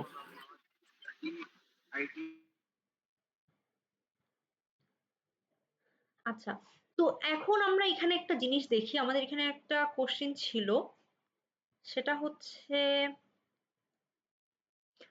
Direction of L reversed Y. আমার এলটা ডিরেকশন দেখেন এই দিকে দেখানো আছে, এল তো আমার এই দিকে তো যাচ্ছে না, আমি বলছি এল তো এখান থেকে আমার এই পি পয়েন্টের মধ্যে আসছে, তো এল তাহলে এই দিকে দেখাচ্ছে কেন? কোয়েশ্চেন করতে চাইছিলাম না ম্যাডাম, আসলে বুঝি। হ্যাঁ হ্যাঁ, এটা দেখানো আছে কোন দিকে দেখেন, এলটা আমার কিন্তু পড়ছে এই দিকে পড়ছে, কারণ এই পি পয়েন্টে পড়ছে, লাইটটা আসছে, বাট আমার ডিরেকশনটা দেখানো হচ্ছে এই দিকে। এই জিনিসটা আসলে কেন? তো আমার এখানে মনে করেন কোন অ্যাঙ্গেলটা লাগবে, এই থিটা অ্যাঙ্গেলটা বের করতে হবে, তাই না? তো আমার এখানকার পুরো সূত্রটা আমি লিখি, cos থিটা কমা 0, এটা আপনারা মনে করেন ওখানকার সূত্রটা আপনারা দেখে নেবেন, এখানে আমি ম্যাক্সটা লিখার জায়গা পাচ্ছি না, সেজন্য এটা আমি কেটে দিলাম, না হলে আবার এটা নিয়ে বলবেন। আর এখানকার মেইন সূত্র কিন্তু এটা, max of cos theta comma 0। তো এই জিনিসটা হচ্ছে আমার মেইন জিনিস। এক মিনিট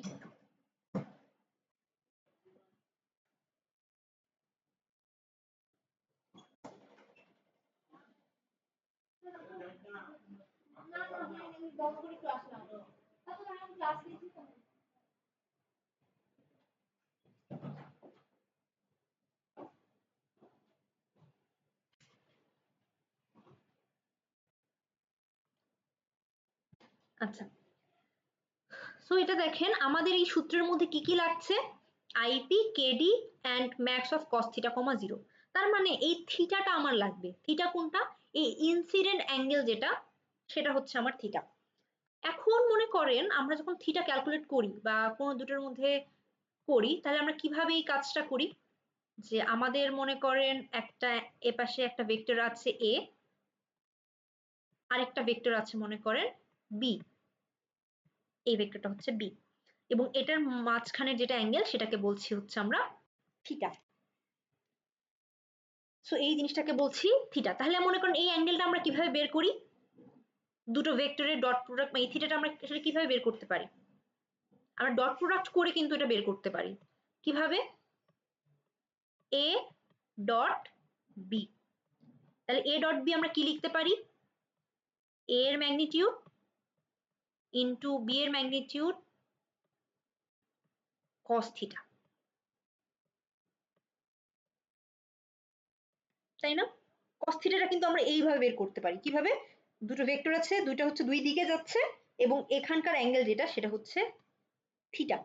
বাট আমি যদি মনে করেন এটার ক্ষেত্রে আমার রেটা কিরকম করে পড়ছে, এই দিকে পড়ছে, সো এই ভেক্টরটা আসলে এখান থেকে এখানে, আর এন ভেক্টরটা কোথায় গেল, এখান থেকে এই দিকে, সো একটা হচ্ছে ডিরেকশন এই দিকে আসছে, আর একটা এখান থেকে এসে আর একটা ডিরেকশন এখানে। তো এই দুটো কি আসলে সেম? দেখেন এটা এখানে আসছে, এটা এখানে যাচ্ছে, তো আমরা কিন্তু এটা এই থিটা অ্যাঙ্গেলটা এখানে বের করছে না, এ ও যেটা এখানে বের করছে, আমরা যদি ডিরেকশন আমরা এটা এপাশে দেই, আমার এই ভেক্টর ডিরেকশন কিন্তু এই দিকে, আমি একটু ভালো মতো আঁকি এটা একদম,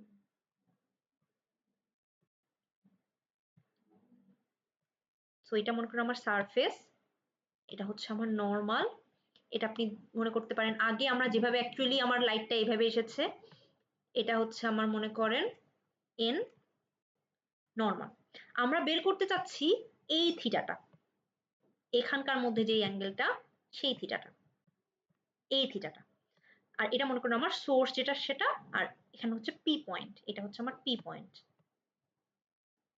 তো আমি যদি মনে করেন ডিরেকশনটা এখানে দেই, এটা কিন্তু কি আমার এইরকম আমরা ভেক্টর পাচ্ছি, দেখেন একটা দুটোর হচ্ছে মেইন একটা পয়েন্ট সেম জায়গায় থাকবে, দুটো দুই দিকে যাচ্ছে, তা আমরা কিন্তু থিটা বলতে আসলে এই থিটাটা পাচ্ছি না। আমরা যদি এইরকম করে ডিরেকশনটা দিই, আমরা তাহলে কোন ডিরেকশনটা পাবো,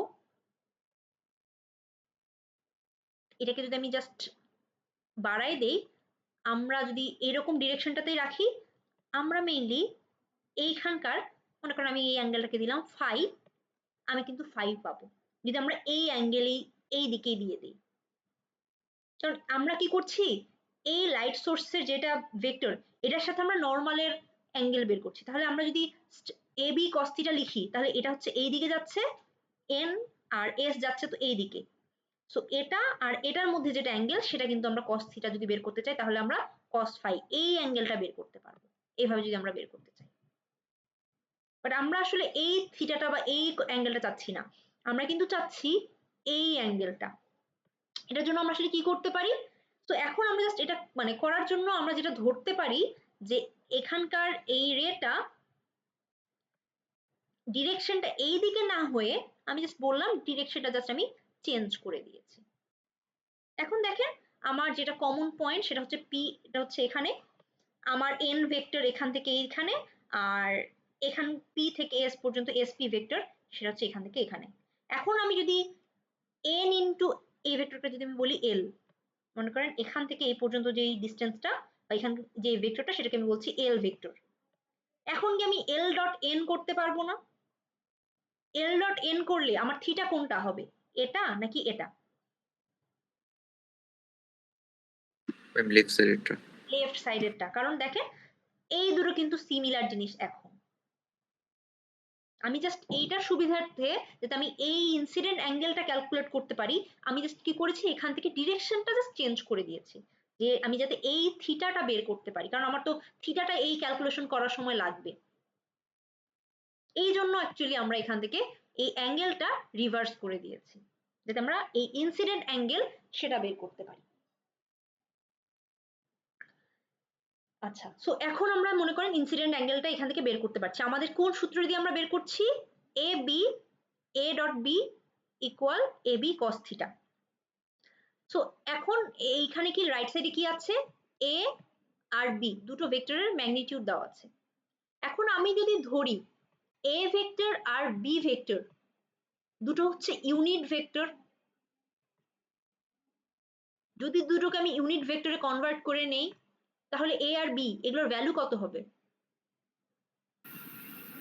1 সো এ বি কে যদি আমি ইউনিট ভেক্টর ধরে নেই তাহলে আমার এ আর বি এগুলোর ভ্যালু হয়ে যাচ্ছে 1। তার মানে তাহলে আমরা এ ডট বি ইকুয়াল কি লিখতে পারবো? শুধু cos theta. Two cos theta. কিন্তু ম্যাম আপনি কেন এটাকে ইউনিট ভেক্টর ধরে নিলেন বা কিভাবে ধরলেন ইউনিট আচ্ছা, ভেক্টর? মানে এখানকার এ বি বলতে আমি কাকে বুঝাচ্ছি বলেন তো? আমি এখানে কোন থিটাটাকে বের করতে চাচ্ছি? এই থিটা না?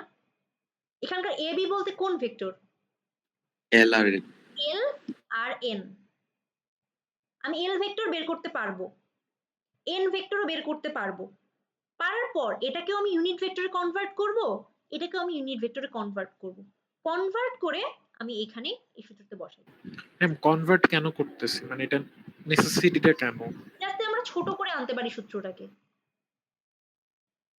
আমরা কোনো একটা ওকে, ভেক্টর ডিরেক্ট অরিজিনাল ভেক্টর নিয়ে যদি কাজ করি অথবা ওটার মনে করেন ইউনিট ভেক্টর নিয়েও যদি কাজ করি সিমিলার জিনিস, ডিরেকশন কিন্তু সেমই থাকছে ইউনিট ভেক্টর করলেও।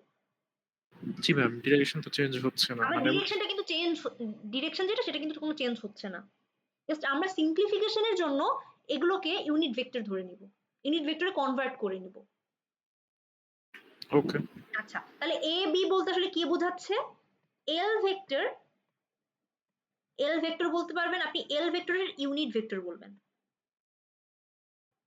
সো আমি কি ধরে নিচ্ছি, যদি এখানে এ এর বদলে এ ক্যাপ ধরে নেবেন, বি এর বদলে বি ক্যাপ ধরে নেবেন। তার মানে এই দুটো হচ্ছে unit vector, A cap B cap, এগুলোকে ডট প্রোডাক্ট করলে আমি কি বলছি? Cos theta. তাহলে এখানে কি হচ্ছে? এল ডট এন, এন এর ইউনিট ভেক্টর এন্ড এল এর ইউনিট ভেক্টর আপনি গুণ করলে কস থিটা এটাই পাচ্ছেন। আপনার মনে করেন একটা পয়েন্ট দেওয়া আছে পি, এখানে পি পয়েন্টে ধরেন কোঅর্ডিনেট দেওয়া আছে, ধরেন আমি বললাম 5 7, ঠিক আছে? আর এটাকে আপনি ধরলেন 2 10, সাপোজ এটা আমি ধরে নিলাম। এটা হচ্ছে আমার লাইট সোর্স, এটা হচ্ছে পি পয়েন্ট। আপনি কি এখান থেকে এল ভেক্টরটা নরমালি মানে নরমাল এল ভেক্টরটা বের করতে পারবেন?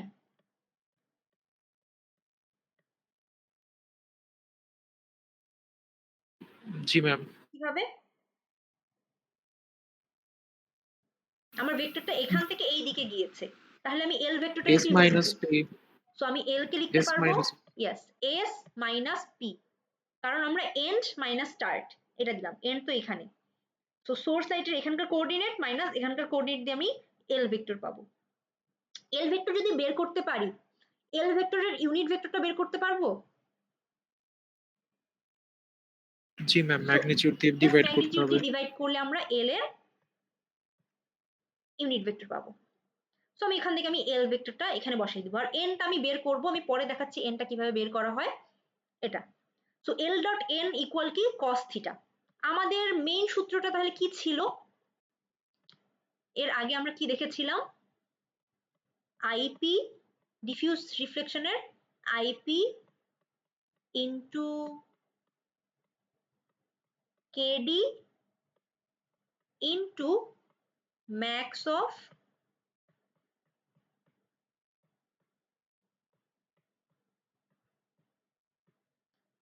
cos থিটা কমা 0, এটা হচ্ছে আমার সূত্র ছিল।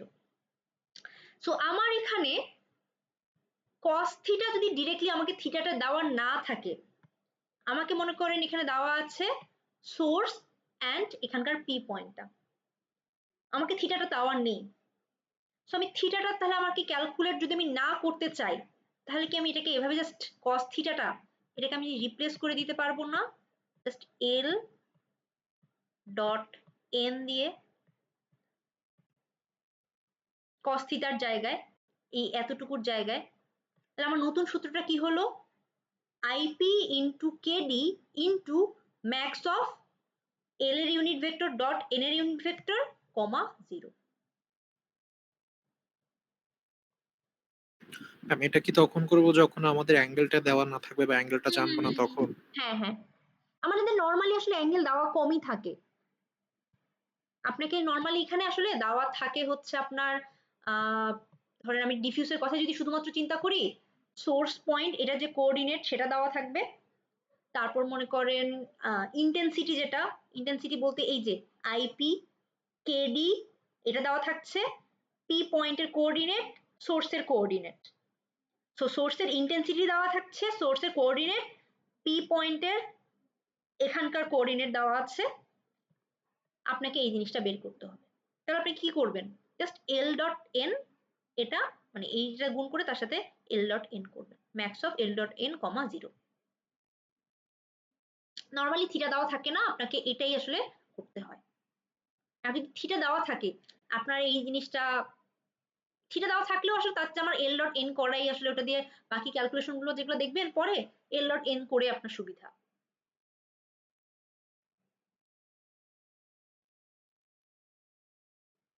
ঠিক আছে, সো আমরা এখানে সূত্রটা দেখেন, আমরা এখানে পাচ্ছি যে আমার লাস্ট সূত্র D equal IP into KD max of L dot N comma 0। এই যে cos থিটার জায়গায় আমি জাস্ট এল ডট এন, এখানে এল ডট এন কিন্তু অবশ্যই ইউনিট ভেক্টর দুটোই।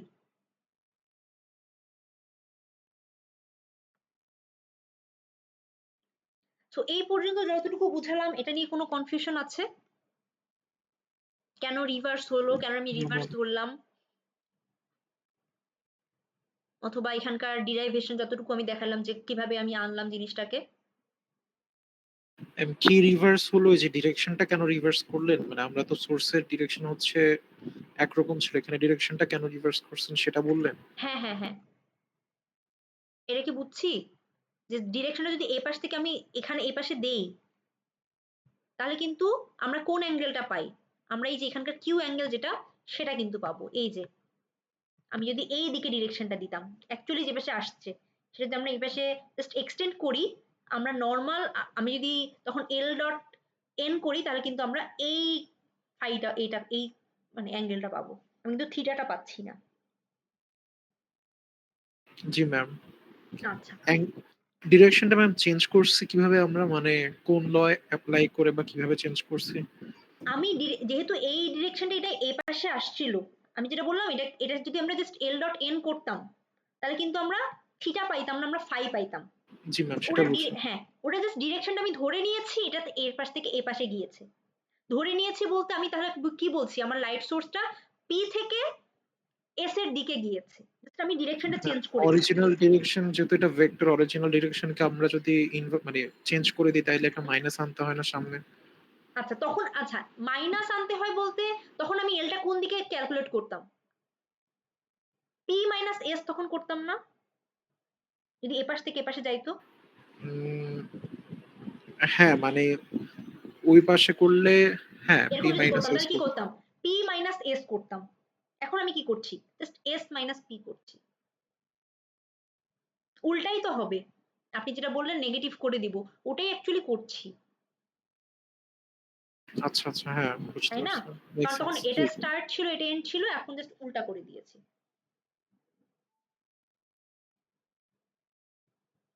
দেখেন এটা নিয়ে কারো কোনো কনফিউশন আছে কিনা? আচ্ছা এখানকার আর কি আছে?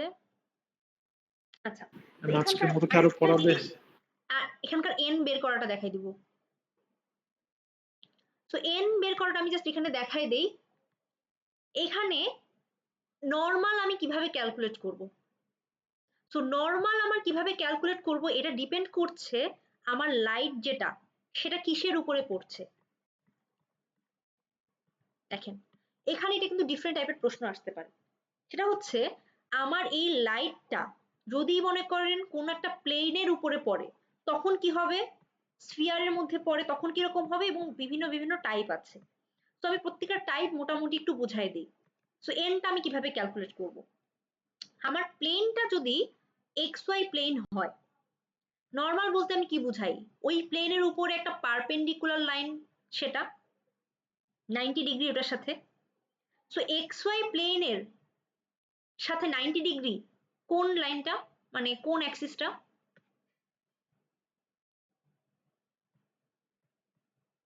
জেড। সো আপনারা মনে করেন এটা হচ্ছে এক্স, এটা হচ্ছে এটা হচ্ছে আপনি মনে করতে পারেন ওয়াই, ওয়াই। এটা হচ্ছে আপনার Z. So X Y plane বলতে আসলে আমরা কি বুঝি? এই প্লেনটা, এই প্লেনের সাথে পারপেন্ডিকুলার কোন কোন Axis? Z, Z axis. Z Axis. আচ্ছা তো আমাদের জেড অ্যাক্সিসের দিকে হচ্ছে আমাদের নরমাল ভেক্টরটা। এখন তাহলে আমাকে নরমালটা কি নিতে হবে? একটা ইউনিট ভেক্টর নিতে হবে না? জি ম্যাম। আচ্ছা নরমালটা নিতে হবে ইউনিট ভেক্টর।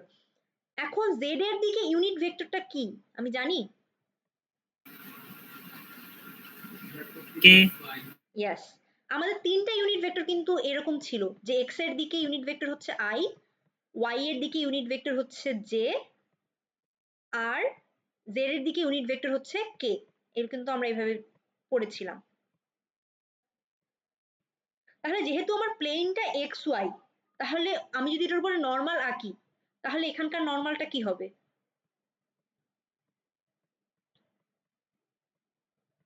কে? আমাকে এটা বলে দেওয়া থাকবে যে কোন প্লেনের মধ্যে আমার এই যে এই কাজটা আমি মানে এটা আমি ক্যালকুলেট করব। আমার যদি এখন ওয়াই জেড প্লেনের মধ্যে হয় তাহলে নর্মাল কি হবে বলেন তো? আই। নর্মাল হবে আমার আই, কারণ ওয়াই জেড প্লেনের সাথে পারপেন্ডিকুলার যেটা মানে এক্সিস সেটা হচ্ছে আপনার কি? এক্স। তো এটা হচ্ছে আমাদের যদি বলা থাকে এক্স ওয়াই ওয়াই জেড বা জেড এক্স প্লেন, তখন আমি নর্মালটা এভাবে ক্যালকুলেট করব। তো এটা জাস্ট প্লেনের ক্ষেত্রে যদি বলা থাকে তখন। এখন আসি স্ফিয়ারের ক্ষেত্রে, যে আপনার একটা লাইট সোর্স এখানে আছে, পি পয়েন্ট এটা, এখন এটার উপর আমি নর্মাল আঁকবো। এটা কিন্তু আমার কোনো প্লেন না, আমি সো ডিরেক্টলি আমি এখান থেকে এক্স ওয়াই জেড এর দিকে আমি বলতে পারবো না, কারণ কোন দিকে আমার এক্স ওয়াই জেড আছে সেটাও কিন্তু আমি এখান থেকে বুঝতে পারছি না। সো যখন আমার স্ফিয়ার বলবে আমি জানি আমার মনে করেন পয়েন্ট হচ্ছে এটা, এটা থেকে আমার এই ডিরেকশনে নর্মাল আঁকতে হবে, এখান থেকে পি থেকে এন এর দিকে আমার নর্মাল মানে এই দিকে হচ্ছে আমার নর্মাল আঁকতে হবে উপরের দিকে। তাহলে আমি এখানকার নর্মালটা কিভাবে আঁকবো? আমি যেটা কাজ করব, যে স্ফিয়ার যদি দেওয়া থাকে আমার ওটার সেন্টারও দেওয়া থাকবে, স্ফিয়ারের সেন্টার দেওয়া থাকবে সি, সি থেকে পি এর দিকে আমি একটা ভেক্টর রাখবো। সো আমি কি বলছি, মনে করেন আমি ফার্স্টে এন ক্যালকুলেট করলাম, এন কিন্তু নর্মাল ভেক্টর এন, তাহলে আমি সি থেকে পি এর দিকে যদি একটা ভেক্টর আঁকি, আমি এটাকে কিভাবে লিখতে পারবো? সি থেকে পি এর দিকে পি মাইনাস সি, এটা লিখতে পারবো না এই ভেক্টরটা?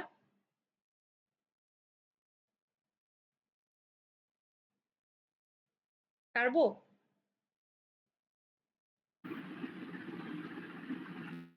তারপর আমি যেটা কাজ করব, এই নর্মালটাকে ইউনিট ভেক্টরে কনভার্ট করে দেব।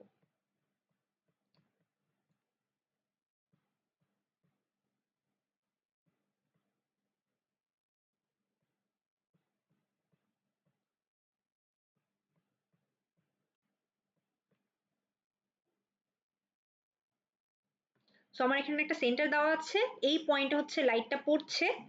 আমি কি করলাম, পি মাইনাস সি করলাম, করলে আমার ডিরেকশনটা কিন্তু আমি পেয়ে যাচ্ছি এখান থেকে। সো পি মাইনাস সি, আমি জানি যে আমার যদি এই পয়েন্টে থাকে সি থেকে পি পর্যন্ত, এখানে এই পাশে যদি আমি ভেক্টর রাখি, এটাই আমার নর্মালের দিকেই আসলে পড়ছে। তারপর কি করছি, নর্মালটাকে আমি ইউনিট ভেক্টরে কনভার্ট করে দিচ্ছি। সো এইভাবে জাস্ট কনভার্ট করি। আমি এটা একটু আরেকবার বলবেন? আচ্ছা, মানে আমার যখন আমার স্ফিয়ারের ক্ষেত্রে প্রবলেম নর্মাল হচ্ছিল, রাখতে সিটা হবে, কোথা থেকে আসলো? স্ফিয়ারের ক্ষেত্রে যখন নর্মাল রাখতে হবে, মানে আমাকে এখানে ক্যালকুলেট করতে হবে, মনে করেন আপনার প্লেনের মধ্যে এই রিফ্লেকশনটা হচ্ছে না, আপনার হচ্ছে স্ফিয়ারের উপরে এই পয়েন্টটা হচ্ছে আমার পি।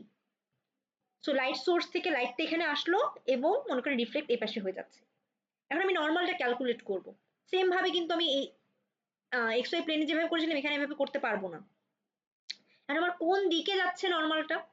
তো যখনই আপনার স্ফিয়ারের ক্ষেত্রে বলা হবে, আপনার স্ফিয়ারের সেন্টারটাও দেওয়া থাকবে, এই সেন্টার কত সেটাও কিন্তু দেওয়া থাকবে, এখানকার কোঅর্ডিনেট যেটা সেটাও দেওয়া থাকছে, পি এর কোঅর্ডিনেট এটাও গিভেন থাকবে। তখন যেটা কাজ করবেন, সি থেকে পি এর দিকে একটা ভেক্টর রাখবেন, এটাই কিন্তু আমার নর্মাল। ওই নর্মালের যেটা ডিরেকশন আর এই ভেক্টরটার ডিরেকশন কি সেমই না? জি ম্যাম। সেমই কিন্তু। তখন আমি কি করছি, সি থেকে পি এর দিকে ভেক্টর মানে কি, পি মাইনাস সি, এটা করলাম, করে এখন জাস্ট আমি ওটাকে নর্মালাইজ করে দিচ্ছি, অথবা আমি এটাকে ইউনিট ভেক্টরে কনভার্ট করে দিচ্ছি।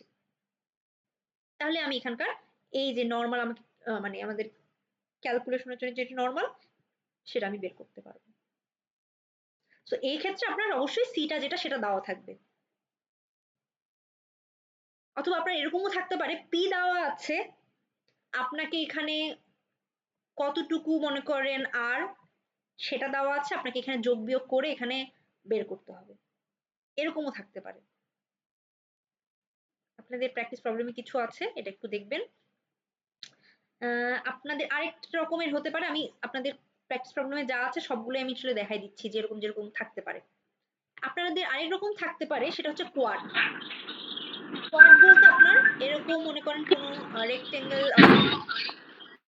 আচ্ছা একটু ইয়া করি, মিউট করি, আর অল্প কিছুক্ষণ দেখালেই হয়ে যাবে, মোটামুটি শেষ।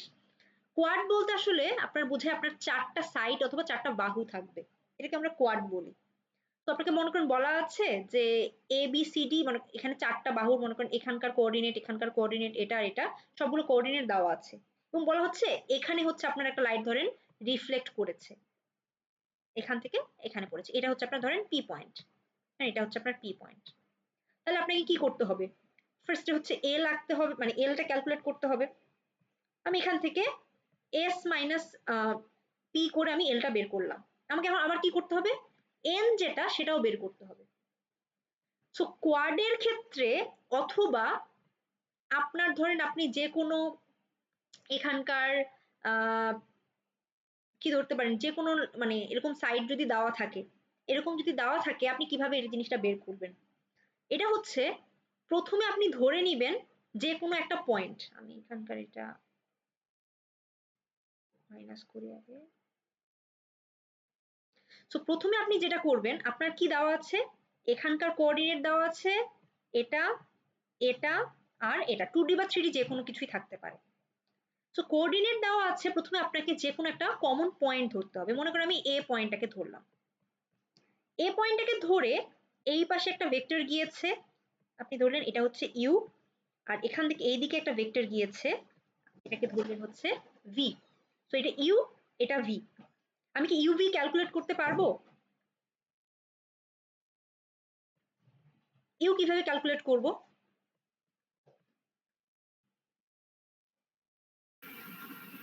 বি মাইনাস এ, ই মাইনাস এ, এভাবে ইউ ক্যালকুলেট করব। অ্যান্ড ভি কিভাবে ক্যালকুলেট করব? বি মাইনাস ই মাইনাস এ, এটা। সো আমি ইউভি ক্যালকুলেট করলাম, করার পর আমি কি চাচ্ছি, এর উপরে একটা নর্মাল আঁকতে চাচ্ছি। নর্মাল বলতে এটার উপরে পারপেন্ডিকুলার করে থাকবে, মানে এ পাশ এখান থেকে আমার দিকে মনে করেন স্ক্রিনের দিকে আসছে এরকম আমি একটা ভেক্টর চাচ্ছি। এটাকে আমরা কিভাবে বের করতে পারি কেউ বলতে পারবেন? আপনাদের প্রথমের দিকে কোনো একটা ক্লাসে বলা হয়েছিল। প্রশ্নটা কি ছিল ম্যাম? Cross product. ইয়েস, আমার একটা ভেক্টর এদিকে গিয়েছে আর একটা ভেক্টর এদিকে গিয়েছে। আমার নর্মাল বলতে আমি কি বোঝাচ্ছি, এখান থেকে পারপেন্ডিকুলার, এই দুটো ভেক্টরের সাথে দুটোর সাথেই পারপেন্ডিকুলার এরকম একটা ভেক্টর। তাহলে ভেক্টরটা কোথায় আসছে, ডিরেকশনটা কোন দিকে, এখান থেকে আমার দিকে আসছে এরকম একটা ভেক্টর। তাহলে আমরা কি করতে পারি, দুটোর সাথেই পারপেন্ডিকুলার মানে কি, আমরা যদি ইউ আর ভি এই দুটোর ক্রস প্রোডাক্ট করি,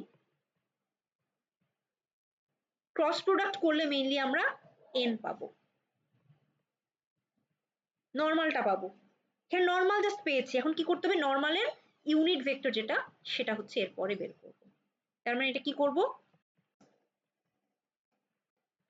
ইউ ক্রস ভি করে যেটা পেয়েছি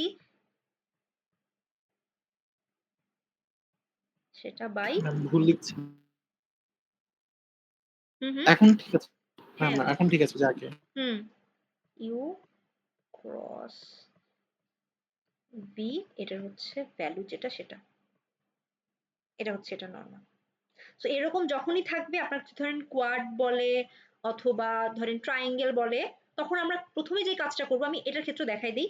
আপনার 3টা পয়েন্ট দেওয়া আছে, এ বি সি, একটা কমন একটা পয়েন্ট ধরবেন, ধরেন আমি ধরলাম এ, এখান থেকে দুটো ভেক্টর আগে আঁকবো, একটা হচ্ছে এ দিকে গিয়েছে এ থেকে বি এর দিকে, আর একটা এ থেকে সি এর দিকে।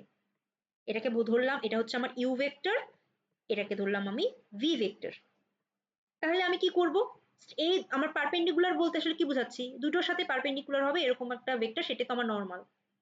তাহলে ইউ ক্রস ভি এটা করে তারপর ওখান থেকে আমি ইউনিট ভেক্টরটা বের করে নেব, তাহলে আমার এখান থেকে নর্মালটা বের হয়ে যাচ্ছে। সো কোয়াড অথবা এরকম টাইপের যে কোনো কিছু যদি থাকে তাহলে পারবো ইনশাআল্লাহ ম্যাম।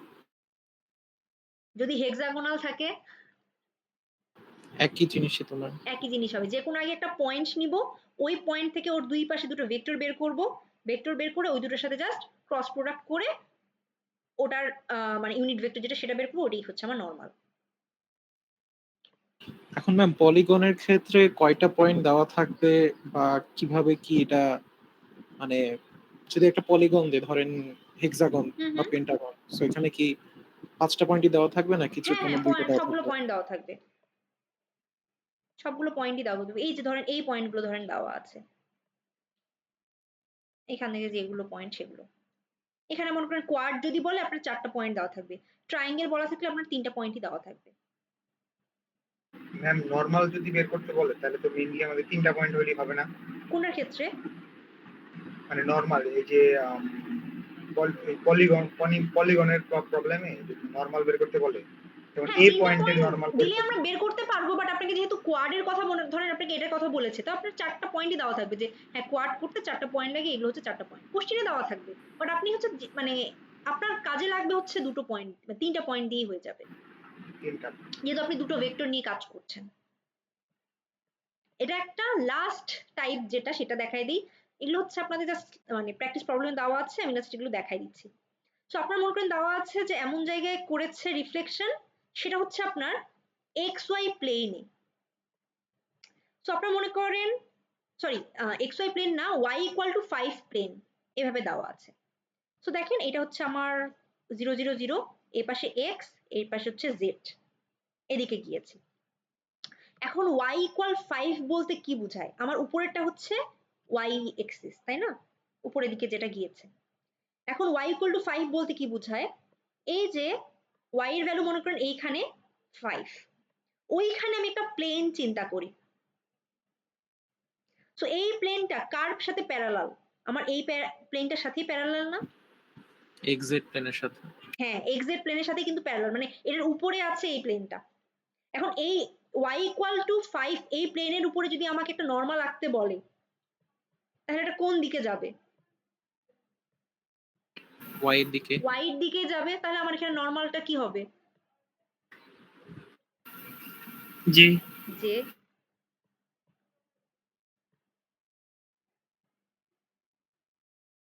বুঝছি।